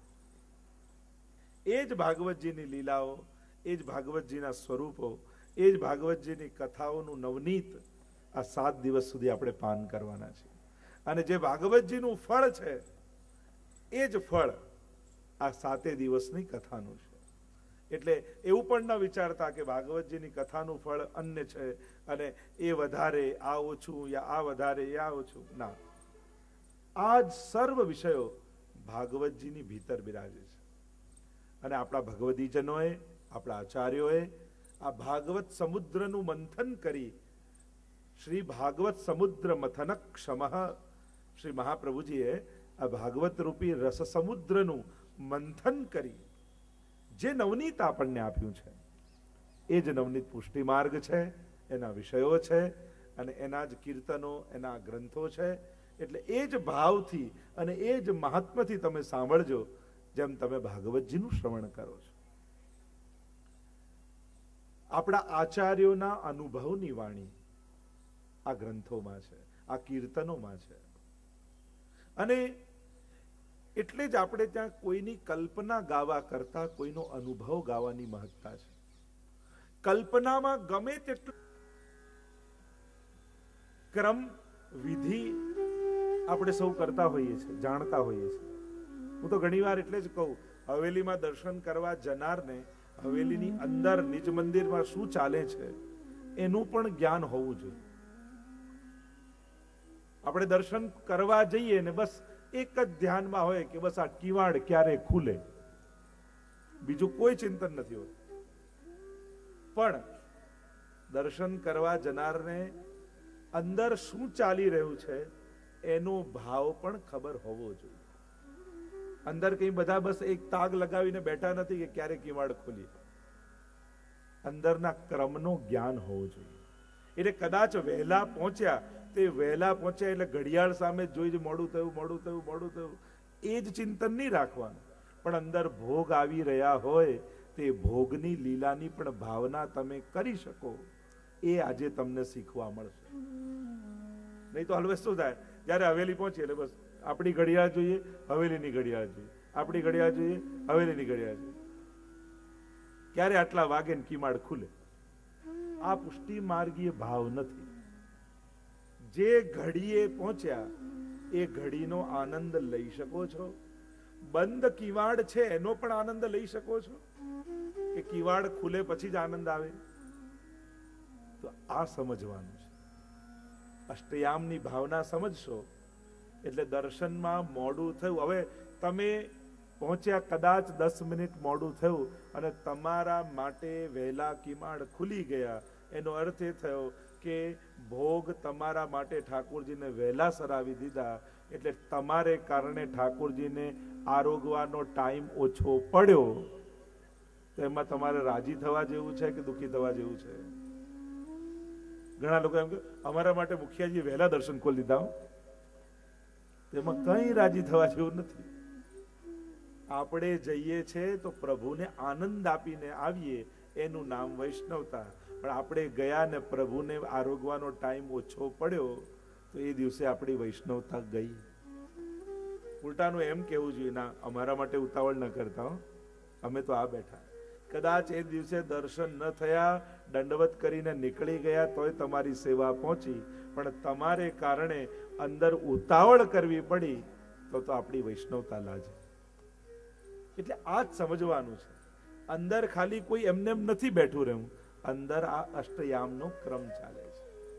એટલે આપણે જઈને એ ચિંતન કરવાનું કે હમણાં કઈ લીલા ચાલી રહી છે, હમણાં યશોદાજી વ્રજભક્તો પ્રભુને કઈ રીતે લાલ લડાવી રહ્યા છે. એટલે આપણે બહાર બેઠા નહીં રહેવાનું, મનથી ભાવથી કોઈ ગોપીની ભાવના કરી અને યશોદાજીની સાથે સેવામાં પહોંચી જવાનું. અને એ ભાવના શ્રી હરિરાય મહાપ્રભુજી આ નિત્ય લીલામાં આપણને શીખવાડશે. નિત્ય લીલા એટલે ડેલી રૂટીન ઠાકોરજીનું. સાધારણ શબ્દોમાં કહું તો મંગળાથી શયન એટલે શું? વ્રજમાં નંદાલયમાં ઠાકોરજીનું ડેલી રૂટીન. સવારે જાગે અને પોઢી જાય ત્યાં સુધી પ્રભુનો નિત્યક્રમ શું છે એનું વર્ણન આ નિત્ય લીલામાં છે.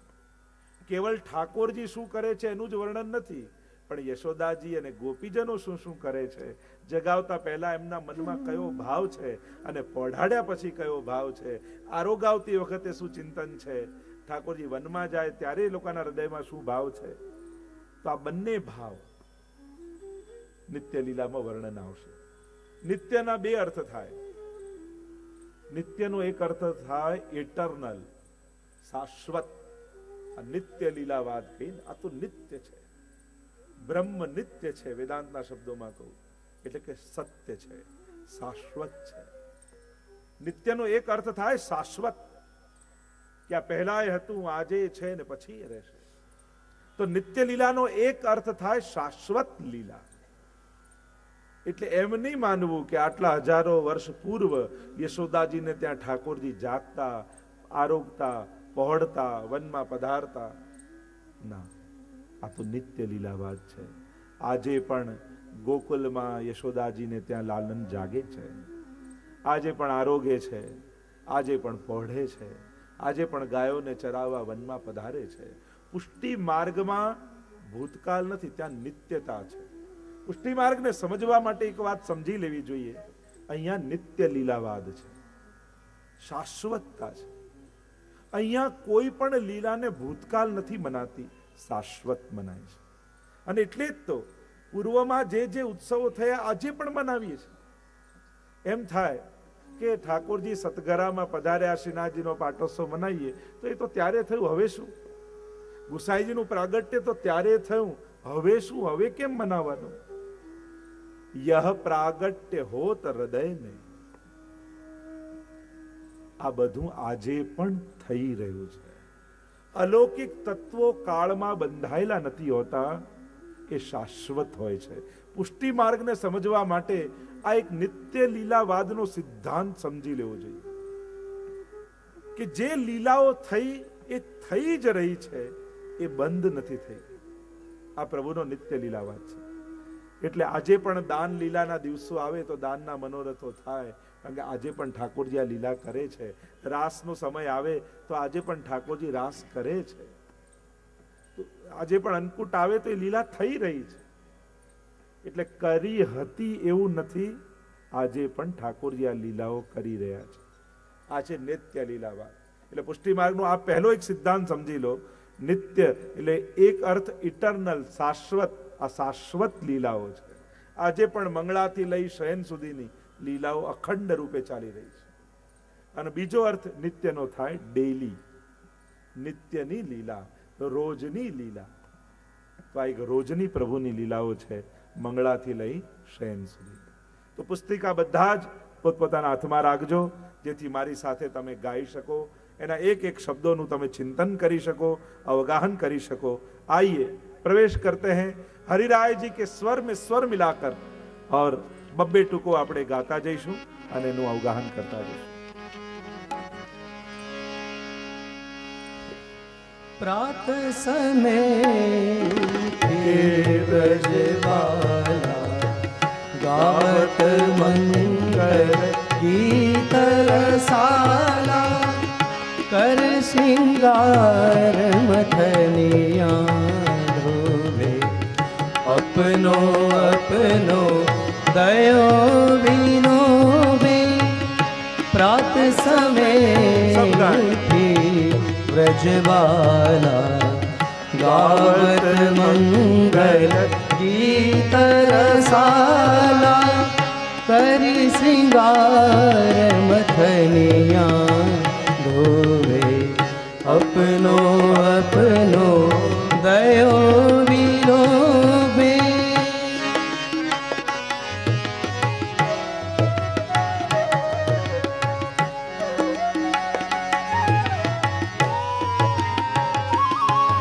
प्रात समय उठी के ब्रजबाला गावत मंगल गीत रसाला कर श्रृंगार मथनिया धोवे अपनो अपनो दयो बिलो. જો મંગળાના ક્રમમાં પ્રવેશ કરાવી રહ્યા છે, પણ ઠાકોરજી જાગે એના પૂર્વ વ્રજભક્તોની શું સ્થિતિ છે, યશોદાજીની શું સ્થિતિ છે, એનું વર્ણન હરિરાયજી કરે છે. એક બાત સમજી લીજીએ, મહાપ્રભુજીનું સનાતન સિદ્ધાંત છે કૃષ્ણ સેવા સદા કાર્ય. અને એક બીજી વાત પણ સમજી લો, સેવા એ વૈષ્ણવની કોઈ પ્રવૃત્તિ નથી, સેવા એ વૈષ્ણવની વૃત્તિનું નામ છે. મનની વૃત્તિનું નામ સેવા છે, પ્રવૃત્તિનું નામ સેવા નથી. પણ આ સેવામય પ્રવૃત્તિ એ વૈષ્ણવની સેવામય વૃત્તિને કારણે થાય છે. આપણે ત્યાં ભાવ છે કે પ્રત્યેક વૈષ્ણવ નિત્ય લીલામાંથી વિખૂટો પડેલો જીવ છે. ઠાકોરજી એને પોતાના શ્રીઅંગમાંથી પ્રગટ કર્યો છે શ્રીઅંગની સેવા માટે. એટલે સૌથી પહેલી વાત, આ નિત્ય લીલામાં વધારે આનંદ એને આવશે જેના ઘરે ઠાકોરજીની સેવા બિરાજે છે. અને જેને ત્યાં નથી બિરાજતી એને સાંભળીને એમ થશે કે હવે મારા ઘરે પણ સેવા બિરાજે. કારણ કે આવો આનંદ ઘરે ઘરે જ્યારે થઈ રહ્યો છે ત્યારે હું વંચિત કેમ રહી જાઉં. લોકો ડરેલા એટલા માટે હોય છે કે પછી નહીં સચવાય તો, અચ્છા લગ્ન કરતી વખતે વિચાર કરેલું નહીં બને તો,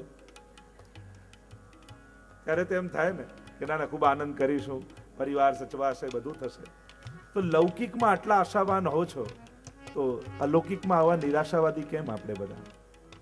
આશાવાન બનીને, હું તો એમ માનું આ સાંભળીને કોઈ એકને પણ ભગવત સેવા પધરાવવાની ઈચ્છા થશે ને તો આમનું કથા રખાવું સફળ થઈ ગયું મને.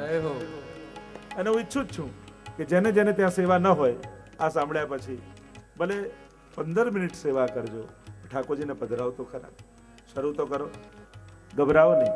ઠાકોરજી આપણા જીવનનો આનંદ છે. એ આપણા ઘરે દોષ જોવા નથી આવતા, અપરાધ જોવા નથી આવતા, એ તો આપણને આનંદ આપવા માટે ઘરે પધારે છે. એટલે આ સૌથી પહેલા સમજી લેવું જોઈએ, પ્રભુ મારા ઘરે મને આનંદ આપવા માટે પધારે છે. કેવો આનંદ? વ્રજભક્તો જેવો આનંદ, ગોપીજનો જેવો આનંદ, યશોદાજી જેવો આનંદ. અને જે આનંદને દુર્લભ કયો છે, મોટા મોટા ઋષિ મુનિઓ, દેવતાઓ, મોટા મોટા વિદ્વાનો, અરે સ્વયં ઉદ્ધવજી આવેલા અને ભગવાન ભગવાન ભગવાન કરતા આવ્યા અને ગયા ત્યારે કહે વંદે નંદ વજસ્ત્રીણામ પાદ રેણુમ અભિક્ષસ યાસામ હરિ કથોદ ગીતમ પુનાતિ ભુવનત્રયમ. ગોપીજનોનું વંદન કરતા કરતા ગયા છે. ધન્ય છે આ વ્રજાંગનાઓ. આવો આનંદ જેને જીવનમાં મળે. સ્વયં નારદજી ભક્તિ સૂત્રમાં કહ્યું છે, યથા વ્રજ ગોપિકા નામ. ભક્તિ કેવી કરવી? ગોપીજનો જેવી ભક્તિ કરવી. એવો આનંદ આપવા માટે ઠાકોરજી પધાર્યા છે, દોષ જોવા માટે નથી પધાર્યા. અને એટલા માટે ભય કાઢી પ્રભુ સાથે આનંદ કેમ માણી શકાય એનું ચિંતન કર. તો સેવા એ વૈષ્ણવની વૃત્તિનું નામ છે. એની ચિત્તની વૃત્તિ સેવામય છે, અને એટલે વૈષ્ણવને સેવામાં આનંદ આવે છે. વૃત્તિ ન હોય ને કેવલ પ્રવૃત્તિ કરીએ ને તો થાકી જવાય, પણ જ્યારે મનની વૃત્તિ સેવા બની જાય ને ત્યારે જેટલું કરીએ એટલો આનંદ વધતો છે. તમારી ગમતી જે તમારા મનની વૃત્તિ છે એવી પ્રવૃત્તિ કરો તો કેવો આનંદ આવે. એમ જ સેવા વૃત્તિ બનવી જોઈએ. ભગવત સેવા ઘરે પધરાવી, પુષ્ટાવીને આજ્ઞા લેવી. કોઈ મિશ્રી સુકામેવા ભોગની આજ્ઞા લે, કોઈ દૂધઘરની, કોઈ નાગરી ભોગની, કોઈ અંસકડીની, કોઈ સકડીની. અને આ બધી આજ્ઞાઓ પણ ખરેખર જોવા જાવ તો એટલા માટે જ છે કે આપણે એને પ્રગટ નથી જાણતા. એટલા માટે જે દિવસે પ્રભુને પ્રગટ જાણી લઈશું, સાક્ષાત પુરુષોત્તમ છે, નંદના લાલ છે, યશોદાજીના લાડીલા છે, મારા ઘરે મહાપ્રભુજી પધરાવ્યા છે, પછી આ બધી આજ્ઞાઓ પૂછવાનું જ નહીં રહે. પછી એમ તો થાય કે અરે મને નથી ચાલતું તો મારા લાલનને કેમ ચાલશે. પરંતુ દેશકાલ અનુસાર સેવા ન છૂટી જાય એટલા માટે યથાશક્તિ તમે કરી શકો. એના માટે આપણા આચાર્યોએ આજ્ઞાની વ્યવસ્થા કરી કે, કારણ કે બાકી 252-84 વૈષ્ણવમાં તમે જોશો તો ક્યાંય તમને એમ નહીં મળે કે કોઈ વૈષ્ણવે મિશ્રી ભોગની આજ્ઞા લીધી હોય કે આ નહીં ધરું તો ચાલશે, આ ધરું તો ચાલશે, એવું ક્યાંય નહીં. ઘણા લોકો પૂછે ફરાળમાં શું ખવાય, એકાદશીમાં શું ખવાય, તો ઉપવાસમાં શું ખવાય, આવો કોઈ પ્રશ્ન પૂછાય? ન ખાવાનું હોય એને જ ઉપવાસ કહેવાય. પણ સાવ છોડી ન દે એટલા માટે આપણે ત્યાં વ્યવસ્થા કરવામાં આવી. બાકી એમ જોવા જાવ તો ટેકનિકલી આ પ્રશ્ન કેવો હોય કે ઉપવાસમાં શું ખાવાનું? અરે ઉપવાસ જ છે તો ખાવાનું શું હોય? પરંતુ હવે દેહ નથી રહ્યા, અને જેવા અનુકૂળ સાવ છોડી ન દઈએ એના માટે આપણા ધર્મમાં વ્યવસ્થાઓ ઊભી કરવામાં આવી છે. અને એટલા માટે પ્રભુ દરેકના ઘરે બિરાજે. ઘણા કે ભાવ થશે ને પછી પધરાવીશું. અરે ના થયો તો આખી જિંદગી નકામી જશે. પધરાવી લો તો ભાવ આપમેળે થશે. ખોળામાં લઈએ, સેવા કરીએ, સ્નાન કરાવીએ, ભોગ ધરીએ, આપમેળે ભાવ થવા લાગે. પણ એવી રાહમાં બેઠા રહીને કે ભાવ થાય પછી કરીશું તો આખી જિંદગી એમાં જ જતી રહેશે. એટલે હું તો ઘણી વાર કહું કે લવ મેરેજ ના થાય તો એરેન્જ મેરેજ કરી લેવાના પ્રભુ સાથે. કોઈ કે પ્રેમ થાય પછી સાથે, તો ના થાય તો એરેન્જ કરી લો, સાથે રહેતા રહેતા પ્રેમ થઈ જશે. એટલે શરૂ કરો. મૂળ વાત છે શરૂ કરવાની. 15 મિનિટ જગાડી, મિશ્રી ભોગ ધરી, ગુંજામાળા ધરી, એક મોર ચંદ્રિકા ધરવી, શરૂ કરો તો ખરા. પછી તમને જ એમ થશે કે હવે ધીમે ધીમે આગળ વધારીએ. પણ શરૂઆત મહત્વની હોય છે. નાનાને પણ નાનું નહીં માને. ઘણા ઓહો મિશ્રી ભોગ ધરવાથી શું થાય, સકડી ધરો, નામ કરો તો કંઈ થાય, તો મોટું વિચારીને લોકો નાનું નાનું મૂકી દે. એવું નહીં કરે. નાનાથી શરૂઆત કરીએ તો ક્યારેક મોટા સુધી પહોંચાશે. મારા મને તો કોઈ નાનું નથી. ભલે મિશ્રી ભોગ પણ ધરે એ પણ મહાન છે. ઠાકોરજી એના હાથે મિશ્રી લે છે, કેવો ભાગ્યશાળી એ જીવ હશે. નહીં તો પ્રભુ કોઈના હાથનું લે જ નહીં. પણ એના હાથે મિશ્રી આરોગ્ય છે ને, આપણા માટે તો એ પણ ભાગ્યશાળી જીવ કહેવાય કે એના ઘરે ઠાકોરજી બિરાજે છે. એના માટે અહોભાવ રાખો. ઘણી વાર સકડી ભોગ ધરતા હોય મિશ્રી વાળા નાનો, આ બધા મિશ્રી વાળા આમ આમ આ બાજુમાં આવી જાઓ, બધા ખૂણામ કરી દે. તો કોઈના માટે પણ ન્યૂન્ય ભાવ આપણા ચિત્તમાં ક્યારેય ના આવવો જોઈએ. ક્યારેય નહીં. જેના ઘરે પણ પ્રભુ બિરાજે છે એના માટે ક્યારેય ન્યૂન્ય ભાવ આપણા. આપણે કોણ આ સરખામણી કરવા વાળા કે આ મિશ્રી વાળા નાના અને પેલા મોટા? નાનો મોટો કોઈ નથી હોતું. આપણું સમર્પણ અધિક થાય. મહાપ્રભુજીની આજ્ઞા છે સર્વ સમર્પિતમ ભક્ત્યા કૃતાર્થોસી સુખી ભવ. સર્વ સમર્પણ કરીને તું સુખી થઈ જાય. અસમર્પિત વસ્તુ નામ તસ્માદ વર્ચનમાં ચરે. તો સમર્પિત કરવા માટે ઠાકોરજીને નથી પધરાવતા આપણે, પણ ઠાકોરજી બિરાજે છે એટલે સમર્પિત વસ્તુનો આપણને આનંદ મળે છે. ઘણા લોકો અમારે ત્યાં તો ઠાકોરજીનું બધું જુદું બને. તો આવો પણ પુષ્ટિમાનનો સિદ્ધાંત નથી કે પ્રભુ માટે જુદું બનાવવાનો. સિદ્ધાંત શું છે? પ્રભુ માટે જ બનાવવાનું. મહાપ્રભુજી ક્યાંય એવી આજ્ઞા નથી કરી કે પ્રભુ માટે બધું જુદું કરજો. મહાપ્રભુજી એમ કહે છે પ્રભુ માટે જ કરજો. એવી આપણે ત્યાં આજ્ઞા છે. પણ આચાર વ્યવસ્થા નથી સચવાતી, એને કારણે પ્રભુ માટે અલગ બનાવીએ છીએ. પણ પ્રભુ માટે અલગ બનાવીએ છીએ એનો મત બનમાં નહીં રાખો કે અમારે તો બધું ઠાકોર માટે જુદું. તો પ્રભુને જુદા રાખવાનો કોઈ સિદ્ધાંત નથી. પ્રભુ માટે જીવવાનો સિદ્ધાંત છે. પુષ્ટિ માર્ગ પ્રભુ માટે જીવવાની વાત કરે છે, તો એ પણ વાત છે. અને એટલા માટે નાના નાના વિવેકો જીવનમાં આવે, પણ એક વાત સમજી લેવી, પ્રભુ આપણા જીવનનો આનંદ છે અને એ આનંદ મહાપ્રભુજી આપણને દાન કરે છે. તો આ નાના નાના સિદ્ધાંતોને જોઈશું. સેવા દરેકના ઘરે બિરાજે, તત્સુખનો ભાવ એ પ્રધાન સિદ્ધાંત છે. હમણાં જ એકના ઘરે ગયો, ઉદયપુર નાથા દ્વારા કથા હતી ને એકના ઘરે પધરામણી હતી, તો પ્રભુનું મંદિર ઘરમાં બનાવેલું, એટલું સુંદર હતું, એની ઉપર જ ઘરનું નામ જ લખેલું તત્સુખ, પ્રભુના સુખનું આ સ્થાન છે. અને આજ પુષ્ટિ માર્ગનો મૂળ સિદ્ધાંત. પુષ્ટિ માર્ગ કંઈ અઘરો નથી, બસ મુખ્ય વાત સમજી લેવાનું, પ્રભુનું સુખ એમાં જ પુષ્ટિ માર્ગ સમાયેલો છે. હું જે પણ